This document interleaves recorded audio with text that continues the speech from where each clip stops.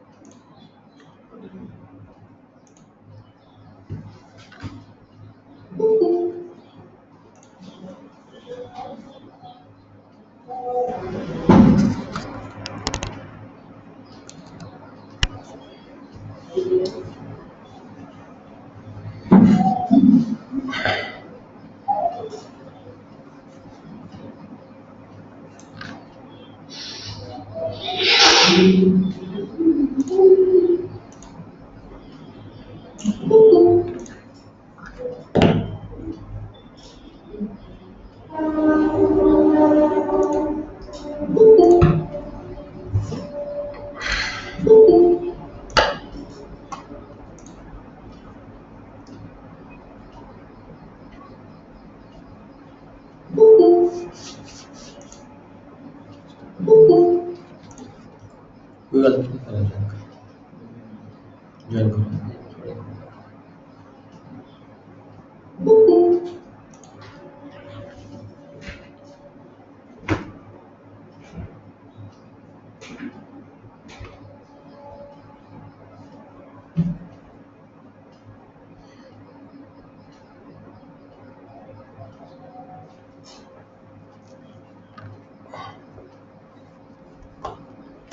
हम message send कर दूंगा एक बार तो मेरे नंबर पे भेजे मुझे पर्सनल भेजे ऑनलाइन। गुड मॉर्निंग जी। सत श्री अकाल सर। सत श्री अकाल सत श्री अकाल जी। सत श्री अकाल।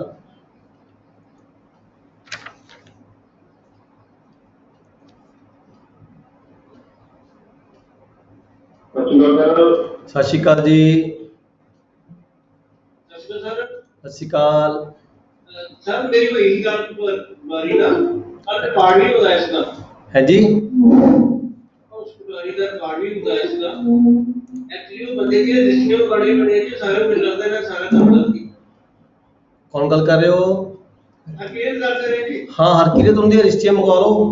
हां रजिस्ट्री सर सोमवार मंगवा दे ना सर सारा टाइम मिलती करके तो की कर रही है। ਉਹਦੇ 2-3 ਇੰਤਕਾਲ ਨੇ ਮੈਨੂੰ ਜਵਾਨੀ ਯਾਦ ਹੈਗਾ ਕਿ 1970 ਇੰਤਕਾਲ ਹੈ, ਇੱਕ 2530 ਨੰਬਰ ਇੰਤਕਾਲ ਹੈ। ਦੋ ਹੀ ਇੰਤਕਾਲ ਤੇ ਉਹ ਮਾਲਕ ਬਣੇ ਜਿਹੜੇ ਮੈਂ ਤੁਹਾਨੂੰ ਲਿਖ ਕੇ ਭੇਜੇ ਸੀਗੇ।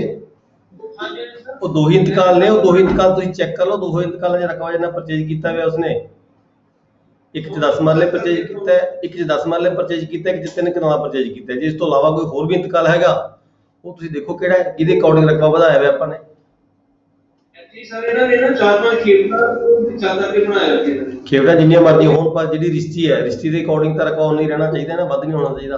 ਬਿਲਕੁਲ ਬਿਲਕੁਲ। ਦੋ ਰਿਸ਼ਤੀਆਂ ਨੇ, ਇੱਕ ਰਿਸ਼ਤੀ ਦੇ ਵਿੱਚ 10 ਮਰਲੇ ਇੰਤਕਾਲ ਨੰਬਰ 1970, ਦੂਜੀ ਰਿਸ਼ਤੀ ਦੇ ਵਿੱਚ 3 ਕਨਾਲਾਂ ਇੰਤਕਾਲ ਨੰਬਰ 2530। ਬਸ ਦੋਨੇ ਰਿਸ਼ਤੇ ਕੰਸਰਟ ਹੈਗੇ ਇਸ ਪਰਸਨ ਦੇ ਨਾਲ ਤੇ ਰਕਬਾ ਬਣਿਆ ਹੈ 3 ਕਨਾਲਾਂ 10 ਮਰਲੇ। ਪਰ ਆਪਣੇ ਰੈਵਨਿਊ ਰਿਕਾਰਡ ਤੇ ਤਾਂ ਇੰਨੀ ਸ਼ੋ ਹੋ ਰਿਹਾ ਹੈ, ਪਰ ਜਿਹੜੀ ਫਰਦ ਹਕੀਕਤ ਬਣਾਈ ਗਈ ਫਰਦ ਹਕੀਕਤ ਬਣਾਈ ਗਈ ਨਾ ਉਹ ਕੰਪੇਅਰ ਨਹੀਂ ਕਰਦੀ ਪ੍ਰੋਪਰ, ਉਹ ਗਲਤ ਹੈ। ਮੈਂ ਵੀ ਗੱਲ ਦੇਖੀ ਸਰ ਨਹੀਂ ਬੰਦੇ ਤੋਂ ਬਿਹਤਰ। ਹਾਂ ਨਹੀਂ ਫਿਰ ਇਹਦੇ ਨਾਲ ਤਾਂ ਦੇਖੋ ਕਿਸੇ ਪਾਰਟੀ ਦਾ ਨੁਕਸਾਨ ਹੁੰਦਾ ਹੈ। मैंने ਉਹਦੀ ਲੀਗਲ ਓਪੀਨੀਅਨ ਦੇਣੀ ਹੈ। ਜੇ ਮੈਂ ਐਜ਼ ਪਰ ਦਾ ਫਰਦ ਹਕੀਕਤ ਲੀਗਲ ਓਪੀਨੀਅਨ ਦੇਵਾਂਗਾ ਉਹਦਾ ਬਹੁਤ ਗਲਤ ਹੋ ਜਾਂਦਾ, ਡਬਲ ਰਕਬਾ ਹੋ ਜਾਂਦਾ। ਮਾਲਕ ਤਾਂ ਉਹ 3 ਕਨਾਲਾਂ 10 ਮਰਲੇ ਦਾ, ਆਪਾਂ ਮਾਲਕ ਬਣਾ ਰਹੇ ਹਾਂ ਉਸਨੂੰ 7 ਕਨਾਲਾਂ 10 ਮਰਲੇ ਦੇ, है ना। फिर लिटिगेशन स्टार्ट होएगी, फिर कोर्ट केस चलेंगे। ठीक है ना, इस करके रिकॉर्ड चेक करके तुम सवेरे सर मेरे बुलाया कि पटवारी ने मतलब पार्टी बुला पूरी रजिस्ट्री दे तो चेक कर दूं। ओके रजिस्ट्रियां तो मैं भी सेंड कर सकता ਤੁਹਾਨੂੰ ਮੇਰੇ ਪਾਸ ਆਈਆਂ ਵੀ ਨੇ। ठीक है जी। कोई नहीं सर वो भी आएगा तो ही सेंड कर दो ਤੁਸੀਂ। ਜੇ ਪਾਰਟੀਆਂ ਨਹੀਂ ਆਈਆਂ ਫਿਰ ਤੇ ਤੁਸੀਂ ਮੈਨੂੰ ਦੱਸ ਦੇਣਾ, ਫਿਰ ਮੈਂ ਰजिस्ट्रियां ਉਹਦੀ ਸਕੈਨਿੰਗ ਕਰਕੇ ਨਾ ਫਿਰ ਤੁਹਾਨੂੰ ਸੈਂਡ ਕਰ ਦਾਂਗਾ। ਐਕਚੁਅਲੀ ਨਾ ਸਰ ਇੰਤਕਾਲ ਦੀ ਜਿਹੜੀ ਜਿੱਤੀ ਨਾ ਉਹ ਵੀ ਉਹ ਪ੍ਰੋਡਕਟ ਕਿਸੇ ਦੇ ਤੋਂ ਪਈ ਸੀ ਉੱਥੇ ਕੋਡ ਸੈਂਟਰ ਤੇ ठीक है ਉਹ ਵੀ ਸਪੈਲੀ ਕਰ ਰਹੇ ਨੇ ठीक है।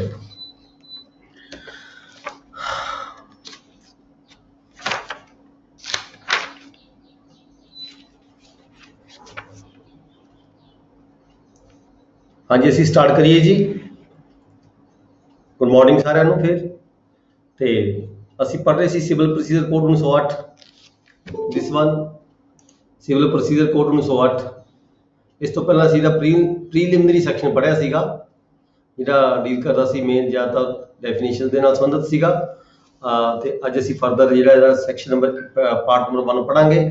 ਇਸ ਤੋਂ ਪਹਿਲਾਂ ਕਿ ਪਾਰਟ ਨੰਬਰ 1 ਸਟਾਰਟ ਕਰਨ ਤੋਂ ਪਹਿਲਾਂ ਅਸੀਂ ਜੋ ਕੱਲ ਪਹਿਲਾਂ ਪੜ੍ਹਿਆ ਸੀਗਾ ਪਿਛਲੇ ਸੰਡੇ, ਪ੍ਰੀਲਿਮਿਨਰੀ ਸੈਕਸ਼ਨਸ ਉਹਦੀਆਂ ਹੈਗੀਆਂ ਡੈਫੀਨੇਸ਼ਨਸ ਕਲਾਸ। ਡੈਫੀਨੇਸ਼ਨ ਕਲਾਸ ਨੂੰ ਆਪਾਂ ਇੱਕ ਵਾਰੀ ਫਿਰ ਥੋੜਾ ਰਿਵਿਊ ਕਰਾਂਗੇ। ਅੱਗੇ ਵਧਣ ਤੋਂ ਪਹਿਲਾਂ ਆਪਾਂ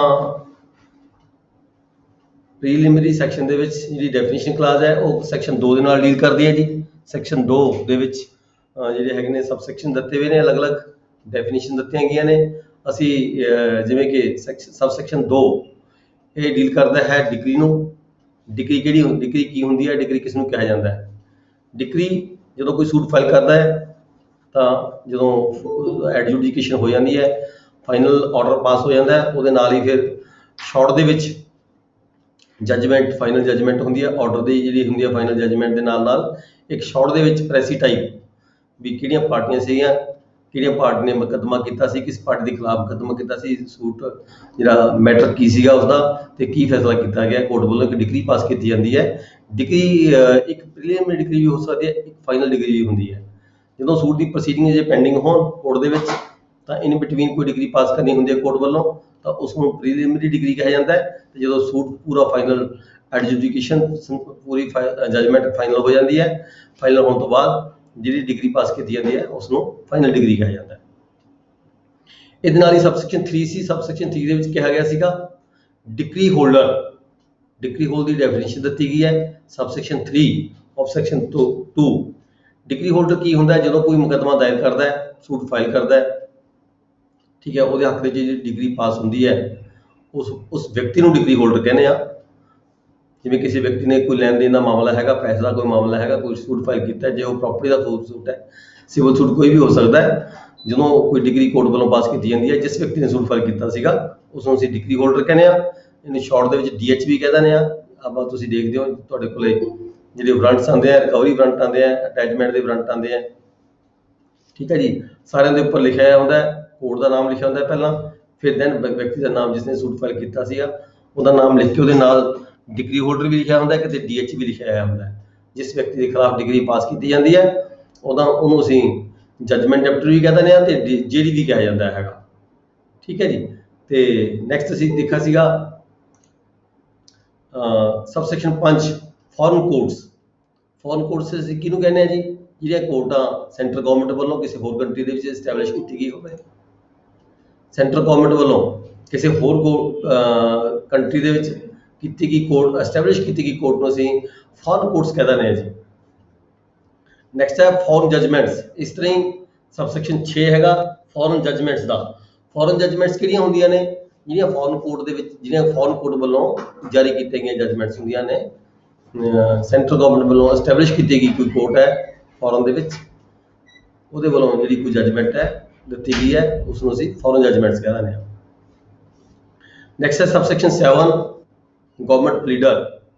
ਗਵਰਨਮੈਂਟ ਪਲੀਡਰ ਕਿਹੜੇ ਹੁੰਦੇ ਆ ਜੀ?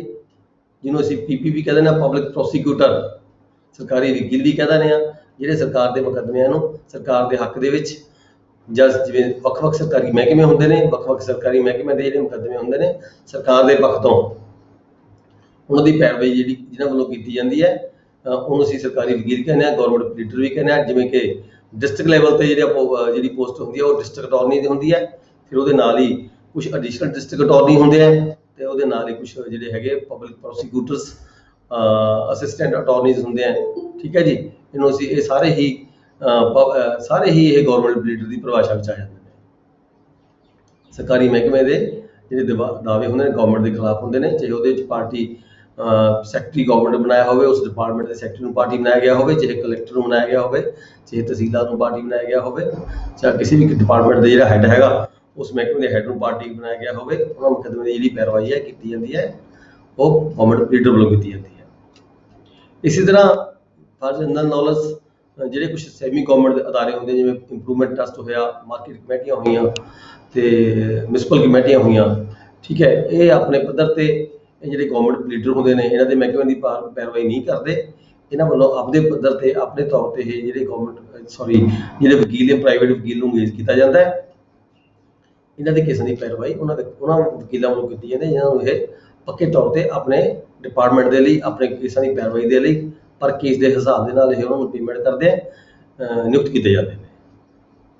ਨੈਕਸਟ ਅਸੀਂ ਪੜ੍ਹਿਆ ਸੀਗਾ ਜਿਹੜੀ ਜਜਮੈਂਟ ਡੈਪਟਰ ਹੈਗਾ 10 ਕਲੌਜ਼ 10 ਹੈਗਾ, ਜਿਹੜੀ ਮੈਂ ਦੱਸ ਚੁੱਕਿਆ ਤੁਹਾਨੂੰ, ਜਿਹੜੀ ਕੌਣ ਹੁੰਦਾ ਹੈ ਜਜਮੈਂਟ ਡੈਪਟਰ ਇਹਨੂੰ ਕਿਹਾ ਜਾਂਦਾ, ਪੂਰੀ ਪਰਿਭਾਸ਼ਾ ਦੀ ਹੈਗੀ ਹੈ। ਤੇ ਜਿਸ ਵਿਅਕਤੀ ਦੇ ਖਿਲਾਫ ਕੋਈ ਡਿਗਰੀ ਪਾਸ ਹੁੰਦੀ ਹੈ, ਠੀਕ ਹੈ, ਉਸ ਵਿਅਕਤੀ ਨੂੰ ਜਜਮੈਂਟ ਡੈਪਟਰ ਕਿਹਾ ਜਾਂਦਾ ਹੈ। ਮੰਨ ਲਓ ਕਿਸੇ ਵਿਅਕਤੀ ਨੇ ਸੂਟ ਫਾਈਲ ਕੀਤਾ ਸੀਗਾ ਪ੍ਰਾਪਰਟੀ ਦਾ ਕਬਜ਼ਾ ਲੈਣ ਦੀ ਖਾਤਰ, ਇਮੂਵੇਬਲ ਪ੍ਰਾਪਰਟੀ ਦਾ, ਤੇ ਉਹਦੇ ਹੱਕ ਦੇ ਵਿੱਚ ਡਿਗਰੀ ਪਾਸ ਹੋ ਗਈ ਤਾਂ ਜਿਸ ਵਿਅਕਤੀ ਤੋਂ ਕਬਜ਼ਾ ਲੈ ਕੇ ਅਸੀਂ ਦੇਣਾ ਹੈਗਾ, ਜਿਸ ਦੇ ਕਬਜ਼ੇ ਦੀ ਜ਼ਮੀਨ ਹੈਗੀ ਹੈ, ਉਸ ਵਿਅਕਤੀ ਨੂੰ ਅਸੀਂ ਜਜਮੈਂਟ ਡੈਪਟਰ ਜਾਂ ਜੇਡੀ ਕਹਿ ਦਿੰਦੇ ਹਾਂ। ਨੈਕਸਟ ਹੈਗਾ ਸੀ ਸਬਸੈਕਸ਼ਨ 11, ਉਹ ਕੀ ਇਹਦੇ ਨਾਲ ਸੰਬੰਧਿਤ ਹੈ, LRs ਲੀਗਲ ਰਿਪਰੈਜ਼ੈਂਟੇਟਿਵਸ। ਜਦੋਂ ਕਿਸੇ ਵਿਅਕਤੀ ਦੀ ਕੇਸ ਚੱਲਦੇ ਦੌਰਾਨ ਡੈਥ ਹੋ ਜਾਂਦੀ ਹੈ ਜਾਂ ਪਹਿਲਾਂ ਹੀ ਡੈਥ ਹੋਈ ਹੁੰਦੀ ਹੈ, ਅਜੇ ਰਿਕਾਰਡ ਜਿਹੜਾ ਰੈਵਨਿਊ ਰਿਕਾਰਡ ਹੈ ਉਹਦੇ ਨਾਮ ਤੇ ਨਹੀਂ ਚੜਿਆ ਹੁੰਦਾ, ਤਾਂ ਉਹਦੇ ਵੱਲੋਂ ਡਿਸੀਜ਼ਡ ਵਿਅਕਤੀ ਵੱਲੋਂ ਜਿਹੜਾ ਕੋਈ ਬੰਦਾ ਪੈਰਵਾਈ ਕਰਦਾ ਹੈ, ਉਹਦਾ ਵਾਰਸ, ਕਾਨੂੰਨੀ ਵਾਰਸ, ਉਹਨੂੰ ਅਸੀਂ ਲੀਗਲ ਰਿਪਰੈਜ਼ੈਂਟੇਟਿਵ ਕਹਿ ਦਿੰਦੇ ਹਾਂ, LRs ਕਹਿ ਦਿੰਦੇ ਹਾਂ। ਇਸੇ ਤਰ੍ਹਾਂ ਹੀ ਜੇ ਕੋਈ ਇਨਸੇਨ ਹੈ ਜਾਂ ਕੋਈ ਨਾਬਾਲਗ ਹੈ ਵਿਅਕਤੀ ਹੈਗਾ, ਠੀਕ ਹੈ, ਲੂਨੈਟਿਕ ਹੈ, ਤੇ ਉਹਦੇ ਵੱਲੋਂ ਜਿਹੜੀ ਕੋਈ ਪੈਰਵਾਈ ਜਿਸ ਵਿਅਕਤੀ ਵੱਲੋਂ ਕੀਤੀ ਜਾਂਦੀ ਹੈ with the permission of the court, ਤਾਂ ਉਹਨੂੰ ਵੀ ਅਸੀਂ LR ਕਹਿ ਦਿੰਦੇ ਹਾਂ। ਦੈਨ ਅਸੀਂ ਪੜ੍ਹਿਆ ਸੀ ਸਬਸੈਕਸ਼ਨ 12 ਸਬਸੈਕਸ਼ਨ 12 ਚ ਕੀ ਸੀਗਾ, ਮੀਨ ਪ੍ਰੋਫਿਟਸ, MESNE। ਇਹਦੀ ਜਿਹੜੀ ਪ੍ਰੋਨਾਂਸੀਏਸ਼ਨ ਹੈ ਉਹ ਮੈਸਨੀ ਨਹੀਂ ਹੁੰਦੀ, ਇਹਨੂੰ ਅਸੀਂ ਮੀਨ ਪ੍ਰੋਫਿਟ ਕਹਿੰਦੇ ਹਾਂ। ਮੀਨ ਪ੍ਰੋਫਿਟ ਕੀ ਹੁੰਦੇ ਨੇ, ਜਦੋਂ ਕੋਈ ਵਿਅਕਤੀ ਦੀ ਪ੍ਰਾਪਰਟੀ ਦਾ ਮਾਲਕ ਕੋਈ ਹੋਰ ਹੋਵੇ ਤਾਂ ਉਸ ਪ੍ਰਾਪਰਟੀ ਤੇ ਕਬਜ਼ਾ ਕਿਸੇ ਹੋਰ ਵਿਅਕਤੀ ਦਾ ਹੋਵੇ, ਨਜਾਇਜ਼ ਤੌਰ ਤੇ ਕਬਜ਼ਾ ਹੋਵੇ, ਉਹਦੇ ਬੈਨੀਫਿਟਸ, ਉਹਦੇ ਐਗਰੀਕਲਚਰ ਪ੍ਰੋਡਿਊਸ ਦਾ ਸਾਰਾ ਬੈਨੀਫਿਟ ਉਹ ਵਿਅਕਤੀ ਲੈ ਰਿਹਾ ਹੋਵੇ, ਠੀਕ ਹੈ, ਉਹ ਜਿਹੜਾ ਪ੍ਰੋਫਿਟ ਹੈ ਉਸ ਪ੍ਰੋਫਿਟ ਨੂੰ ਅਸੀਂ ਮੀਨ ਪ੍ਰੋਫਿਟ ਕਹਿੰਦੇ ਹਾਂ। ਜਿਵੇਂ ਕਿ ਅਸੀਂ ਦੇਖਦੇ ਹਾਂ ਆਪਣੇ ਮਿਆਰ ਪੈਦਾਵਾਰ ਦਫ਼ਤਰਖਾਨੇ ਵੱਲੋਂ ਬਣਾਏ ਜਾਂਦੇ ਨੇ, ਉਹ ਮਿਆਰ ਪੈਦਾਵਾਰ ਕਿਉਂ ਬਣਾਏ ਜਾਂਦੇ ਨੇ, ਉਹ ਜਿਹੜਾ ਸੂਟ ਫਾਈਲ ਕੀਤਾ ਜਾਂਦਾ ਮਾਲਕਾਂ ਵੱਲੋਂ ਕਿਹਦੇ ਖਿਲਾਫ, ਜਿਹਦਾ ਨਜਾਇਜ਼ ਕਬਜ਼ਾ ਉਹਦੀ ਪ੍ਰਾਪਰਟੀ ਤੇ ਹੁੰਦਾ ਹੈ, ਉਸ ਦੀ ਜਿਹੜੀ ਹੈਗੀ ਹੈ ਮੀਨ ਪ੍ਰੋਫਿਟ ਲੈਣ ਦੀ ਖਾਤਰ ਵਿਅਕਤੀ ਵੱਲੋਂ ਮਾਲਕ ਵੱਲੋਂ ਦਾਅਵਾ ਦਾਇਰ ਕੀਤਾ ਜਾਂਦਾ ਹੈ ਨਜਾਇਜ਼ ਕਬਜ਼ੇ ਦੇ ਅਗੇਂਸਟ, ਤੇ ਇਹ ਆਪਦੇ ਦਾਅਵੇ ਦੇ ਵਿੱਚ ਉਹਦੇ ਵੱਲੋਂ ਦੱਸਿਆ ਜਾਂਦਾ ਵੀ ਇੰਨੇ ਸਾਲ ਤੋਂ ਜਿਹੜਾ ਹੈਗਾ ਮੈਂ ਇਹ ਮਾਲਕ ਹਾਂ, ਪਰ ਇਹ ਪ੍ਰਾਪਰਟੀ ਦੇ ਵਿੱਚ ਫਲਾਣਾ ਬੰਦਾ ਨਜਾਇਜ਼ ਕਬਜ਼ਾ ਹੈ, ਇਹਦੀ ਜਿਹੜਾ ਪ੍ਰੋਡਿਊਸ ਹੈ ਉਹਦੀ ਹੱਕ ਮੇਰਾ ਬਣਦਾ, ਪਰ ਬੈਨੀਫਿਟ ਉਹ ਲੈ ਰਿਹਾ ਹੈ, ਇਸ ਕਰਕੇ ਮੈਨੂੰ ਇਹ ਜਿਹੜੇ ਸਾਰੇ ਹੈਗੇ ਨੇ ਉਹਨਾਂ ਪੇਮੈਂਟ ਤੋਂ ਮੈਨੂੰ ਦਵਾਈ ਜਾਵੇ। ਤਾਂ ਜਿਹੜੀ ਕੋਰਟ ਹੁੰਦੀ ਹੈ, ਕੋਰਟ ਵੱਲੋਂ ਤਹਿਸੀਲਦਾਰ ਨੂੰ ਭੇਜਿਆ ਜਾਂਦਾ ਹੈ, ਰਿਟਨ ਦੇ ਵਿੱਚ ਆਰਡਰ ਭੇਜਿਆ ਜਾਂਦਾ ਵੀ ਇਹਦੀ ਜਿਹੜੀ ਹੈਗੀ ਹੈ ਜਿੰਨੀ ਦੇਰ ਤੋਂ ਕੋਰਟ ਵੱਲੋਂ ਲਿਖਿਆ ਜਾਂਦਾ ਉਨੀ ਦੇਰ ਤੋਂ ਲੈ ਕੇ ਜਿਸ ਸਮੇਂ ਤੱਕ ਉਸਨੇ ਮੀਨ ਪ੍ਰੋਫਿਟ ਦੀ ਮੰਗ ਕੀਤੀ ਗਈ ਹੈ ਉਸ ਸਮੇਂ ਤੱਕ ਜਿਹੜਾ ਹੈਗਾ ਮਿਆਰ ਪੈਦਾਵਾਰ ਵੀ ਇਸ ਪ੍ਰਾਪਰਟੀ ਦੇ ਸੰਬੰਧ ਵਿੱਚ ਹੁਣ ਤੱਕ ਕਿੰਨੇ ਸਮੇਂ ਤੋਂ ਲੈ ਕੇ ਕਿੰਨੇ ਸਮੇਂ ਤੱਕ ਕਿੰਨੀ ਜਿਹੜੇ ਪ੍ਰੋਫਿਟ ਨੇ ਇਸ ਵਿਅਕਤੀ ਨੇ ਲਾਏ ਨੇ, ਕਿੰਨੀ ਪੈਦਾਵਾਰ ਹੋਈ, ਉਹਦੀ ਕੀਮਤ ਕੀ ਸੀਗੀ, ਕੀਮਤ ਦੇ ਅਕੋਰਡਿੰਗ ਪੈਦਾਵਾਰ ਦੇ ਅਕੋਰਡਿੰਗ ਕਿੰਨੀ ਪੇਮੈਂਟ ਬਣਦੀ ਹੈ, ਉਹ ਦਫ਼ਤਰਖਾਨੇ ਵੱਲੋਂ ਬਣਾ ਕੇ ਭੇਜੀ ਜਾਂਦੀ ਹੈ ਸੰਬੰਧਿਤ ਕੋਰਟ ਦੇ ਵਿੱਚ। ਦੈਨ ਅਸੀਂ ਪੜ੍ਹ ਰਹੇ ਸੀ ਸਬਸੈਕਸ਼ਨ 13। ਸਬਸੈਕਸ਼ਨ 13 ਹੈਗਾ ਮੂਵੇਬਲ ਪ੍ਰਾਪਰਟੀ। ਮੂਵੇਬਲ ਪ੍ਰਾਪਰਟੀ ਦੇਖੋ ਅਸੀਂ ਕਹਿ ਸਕਦੇ ਹਾਂ ਵੀ ਕਾਰ ਹੈ, ਬੱਸ ਹੈ, ਮੋਟਰਸਾਈਕਲ, ਸਕੂਟਰ, ਠੀਕ ਹੈ, ਫ੍ਰਿਜ, TV ਵਗੈਰਾ ਵਗੈਰਾ, ਇਹ ਸਾਰੇ ਮੂਵੇਬਲ ਪ੍ਰਾਪਰਟੀ ਦੀ ਪਰਿਭਾਸ਼ਾ ਚ ਆਉਂਦੇ ਹੈ। ਇਹਦੇ ਨਾਲ ਹੀ ਐਕਟ ਦੇ ਵਿੱਚ ਪ੍ਰੋਵਾਈਡ ਕੀਤਾ ਗਿਆ, ਦਿੱਤੀ ਗਈ ਹੈ, ਜਿਹੜੀ ਹੈਗੀ ਹੈ ਡਿਸਕ੍ਰਾਈਬ ਕੀਤਾ ਗਿਆ ਜਿਹੜੀ ਗਰੋਇੰਗ ਕ੍ਰੌਪਸ ਹੁੰਦੀਆਂ ਨੇ, growing crops is also non as movable property, ਠੀਕ ਹੈ ਜੀ। ਨੈਕਸਟ ਹੈ ਸਬਸੈਕਸ਼ਨ 17। ਸਬਸੈਕਸ਼ਨ 17 ਵਿੱਚ ਕੀ ਸੀਗਾ, ਪਬਲਿਕ ਆਫਿਸਰ। ਪਬਲਿਕ ਆਫਿਸਰ ਕਿਹੜੇ ਹੁੰਦੇ ਨੇ, ਇਹ ਆਪਾਂ ਨੂੰ ਦੇਖੋ ਸਾਰਿਆਂ ਨੂੰ ਪਤਾ ਹੈ, ਜਿਹੜੇ ਵੀ ਗਵਰਨਮੈਂਟ ਦੀ ਡਿਊਟੀ ਕਰਦੇ ਆਫਿਸਰ ਨੇ, ਚਾਹੇ ਉਹ ਸੈਂਟਰਲ ਗਵਰਨਮੈਂਟ ਦੇ ਹੋਣ, ਚਾਹੇ ਉਹ ਸਟੇਟ ਗਵਰਨਮੈਂਟ ਦੇ ਵਿੱਚ ਹੋਣ, ਚਾਹੇ ਉਹ ਜੱਜ ਹੋਣ, ਚਾਹੇ ਉਹ ਆਲ ਇੰਡੀਆ ਸਰਵਿਸ ਦੇ ਵਿੱਚ ਕੋਈ ਡਿਊਟੀ ਕਰ ਰਿਹਾ ਹੋਵੇ, ਜਾਂ ਮਿਲਟਰੀ ਦਾ ਕੋਈ ਆਫਿਸਰ ਹੋਵੇ, ਨਵਲ ਦੇ ਵਿੱਚ ਹੋਵੇ, ਮਿਲਟਰੀ 'ਚ ਹੋਵੇ, 에ਅਰ ਫੋਰਸ ਦੇ ਵਿੱਚ ਹੋਵੇ, ਠੀਕ ਹੈ, ਇੱਦਾਂ ਸਾਰੇ ਹੀ ਆਫਿਸਰ ਨੂੰ ਅਸੀਂ ਪਬਲਿਕ ਆਫਿਸਰ ਦੀ ਪਰਿਭਾਸ਼ਾ 'ਚ ਕਹਿੰਦੇ ਹਾਂ। ਨੈਕਸਟ ਅਸੀਂ ਦੇਖਿਆ ਸੀਗਾ सबसੈਕਸ਼ਨ 20 ਦੇ ਵਿੱਚ ਕੀ ਸੀਗਾ, ਸਾਈਨਡ ਸਿਗਨੇਚਰ ਦੇ ਵਿੱਚ ਜਿਹੜੀ ਹੈਗੀ ਹੈ, ਜਿਹੜੀ ਸਟੈਂਪ ਹੁੰਦੀ ਹੈ, ਜਿਵੇਂ ਇਲੈਕਸ਼ਨ ਜਦੋਂ ਹੁੰਦੀਆਂ ਨੇ ਜਾਂ ਕਈ ਆਰਡਰਸ ਹੁੰਦੇ ਨੇ, ਉਹਦੇ ਉੱਪਰ ਕੱਲੀ ਸਟੈਂਪ ਹੀ ਲੱਗੀ ਹੋਈ ਹੁੰਦੀ ਹੈ। ਸਟੈਂਪ ਜਿਹੜੀ ਹੁੰਦੀ ਹੈ, ਸਟੈਂਪ ਦੇ ਵਿੱਚ ਹੀ ਇਨਗਰੀਵਿੰਗ ਕੀਤੇ ਹੋਏ ਹੁੰਦੇ ਨੇ ਜਿਹੜੇ ਸਿਗਨੇਚਰ ਹੁੰਦੇ ਨੇ ਕੰਸਰਨਡ ਆਫੀਸਰ ਦੇ। ਜਿਵੇਂ ਕਿ ਅਸੀਂ ਇਲੈਕਸ਼ਨ ਦੇਖਦੇ ਹਾਂ, ਆਰਓ ਰਿਟਰਨਿੰਗ ਆਫੀਸਰ ਦੇ ਜਾਂ ਅਸਿਸਟੈਂਟ ਰਿਟਰਨਿੰਗ ਆਫੀਸਰ ਦੇ ਸਾਈਨਾਂ ਦੀ ਸਟੈਂਪ ਬਣਾਈ ਜਾਂਦੀ ਹੈ, ਤਾਂ ਕਿ ਬਹੁਤ ਜ਼ਿਆਦਾ ਤਾਦਾਦ ਦੇ ਵਿੱਚ ਜਿਹੜੇ ਸਾਈਨ ਕਰਨੇ ਹੁੰਦੇ ਆ, ਜਿਹੜੇ ਕਿ ਸੰਭਵ ਨਹੀਂ ਹੁੰਦੇ, ਪੋਸੀਬਲ ਨਹੀਂ ਹੁੰਦੇ, ਇਸ ਕਰਕੇ ਸਟੈਂਪ ਬਣਾਈ ਜਾਂਦੀ ਹੈ। ਉਹ ਜਿਹੜੀ ਸਟੈਂਪ ਹੈਗੀ ਆ, ਉਹਨੂੰ ਤਾਂ ਇਕੱਲਾ ਸਟੈਂਪ ਨਹੀਂ ਕਹਿੰਦੇ, ਉਹ ਜਿਹੜੀ ਹੈਗੀ ਆ ਸਿਗਨੇਚਰ ਦੀ ਜਿਹੜੀ ਸਟੈਂਪ ਹੁੰਦੀ ਹੈ, ਦੈਟ ਇਨਕਲੂਡਸ ਆਲਸੋ ਸਾਈਨ, ਉਹਨੂੰ ਸਾਈਨਾਂ ਦੀ ਪਰਿਭਾਸ਼ਾ 'ਚ ਕਿਹਾ ਜਾਂਦਾ। ਤੇ ਨੈਕਸਟ ਅਸੀਂ ਪੜ੍ਹਿਆ ਸੀ ਸੈਕਸ਼ਨ 3, ਇਹ ਹੈਗੀ ਸੀ ਸਾਡੀ ਡੈਫੀਨੇਸ਼ਨ ਕਲਾਸ ਸੈਕਸ਼ਨ 2। ਤੇ ਹੁਣ ਅਸੀਂ ਅੱਗੇ ਫਿਰ ਪੜ੍ਹਿਆ ਸੀਗਾ section 3 subordinate codes. Subordinate codes ਕਿਹੜੀਆਂ ਹੁੰਦੀਆਂ ਨੇ?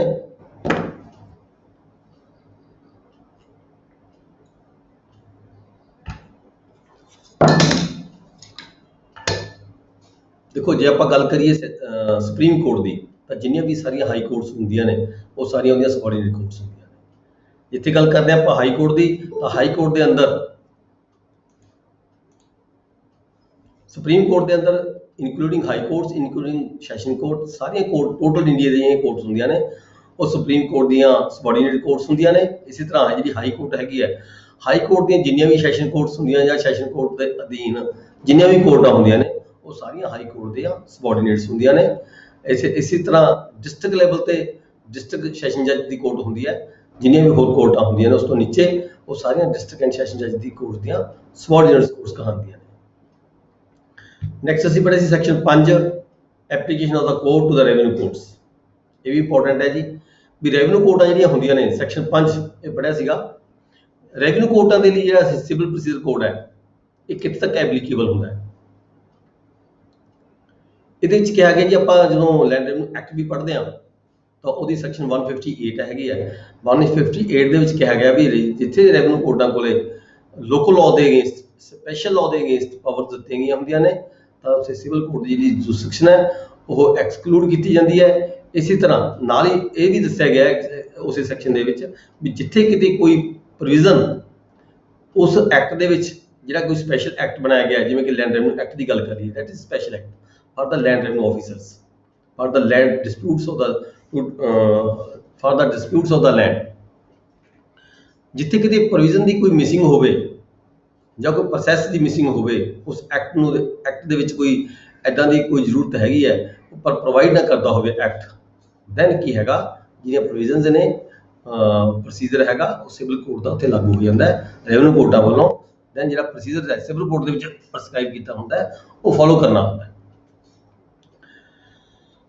ਤੇ ਇਸੇ ਤਰ੍ਹਾਂ ਹੀ ਰੈਵਨਿਊ ਕੋਰਟਾਂ ਜਿੱਥੇ ਹੈਗੀਆਂ ਨੇ, ਰੈਵਨਿਊ ਕੋਰਟਾਂ ਦੇ ਲਈ ਜਿਹੜਾ ਰੈਵਨਿਊ ਦਾ ਸਪੈਸ਼ਲ ਲਾਅ ਬਣਿਆ ਹੈ ਹੁੰਦਾ ਹੈ, ਠੀਕ ਹੈ, ਉਹ ਉਹਨਾਂ ਨੇ ਫੋਲੋ ਕਰਨਾ ਹੁੰਦਾ ਹੈ। ਉਹਨਾਂ ਐਕਟਾਂ ਦੇ ਵਿੱਚ ਜਿੱਥੇ ਕਿਤੇ ਪ੍ਰੋਵੀਜ਼ਨ, ਜਿੱਥੇ ਕਿਤੇ ਪਾਵਰ ਰੈਵਨਿਊ ਆਫੀਸਰ ਨੂੰ ਦਿੱਤੀਆਂ ਜਾਂਦੀਆਂ ਨੇ, ਤਾਂ ਉਹਨਾਂ ਪਾਵਰਾਂ ਤੋਂ ਅਗੇਂਸਟ ਜਾ ਕੇ ਜਿਹੜੇ ਸਿਵਲ ਕੋਰਟਾਂ ਨੇ ਉਹਨਾਂ 'ਚ ਇੰਟਰਫੀਅਰ ਨਹੀਂ ਕਰਦੀਆਂ, ਉਹਨਾਂ ਦੀ ਉੱਥੇ ਜੁਰਿਸਡਿਕਸ਼ਨ ਨਹੀਂ ਹੁੰਦੀ। ਫਰਦਰ ਅਸੀਂ ਪੜ੍ਹਿਆ ਸੀ ਪੈਕੂਨਰੀ ਜੁਰਿਸਡਿਕਸ਼ਨ ਕੀ ਹੁੰਦੀ ਹੈ, ਸੈਕਸ਼ਨ 6 ਇਹ ਪੜ੍ਹਿਆ ਸੀਗਾ ਪੈਕੂਨਰੀ ਜੁਰਿਸਡਿਕਸ਼ਨ। ਪੈਕੂਨਰੀ ਜੁਰਿਸਡਿਕਸ਼ਨ ਦਾ ਮਤਲਬ ਇਹ ਹੈਗਾ, ਇਹ ਹੈਗੀ ਹੈ ਪੈਸੇ ਨਾਲ ਸੰਬੰਧਿਤ, ਅਮਾਊਂਟ ਨਾਲ ਸੰਬੰਧਿਤ, ਵੀ ਕਿਹੜੀ ਕੋਰਟ ਕਿਸ ਹੱਦ ਤੱਕ ਦੀ ਅਮਾਊਂਟ ਦਾ ਮੁਕੱਦਮਾ ਸੁਣ ਸਕਦੀ ਹੈ।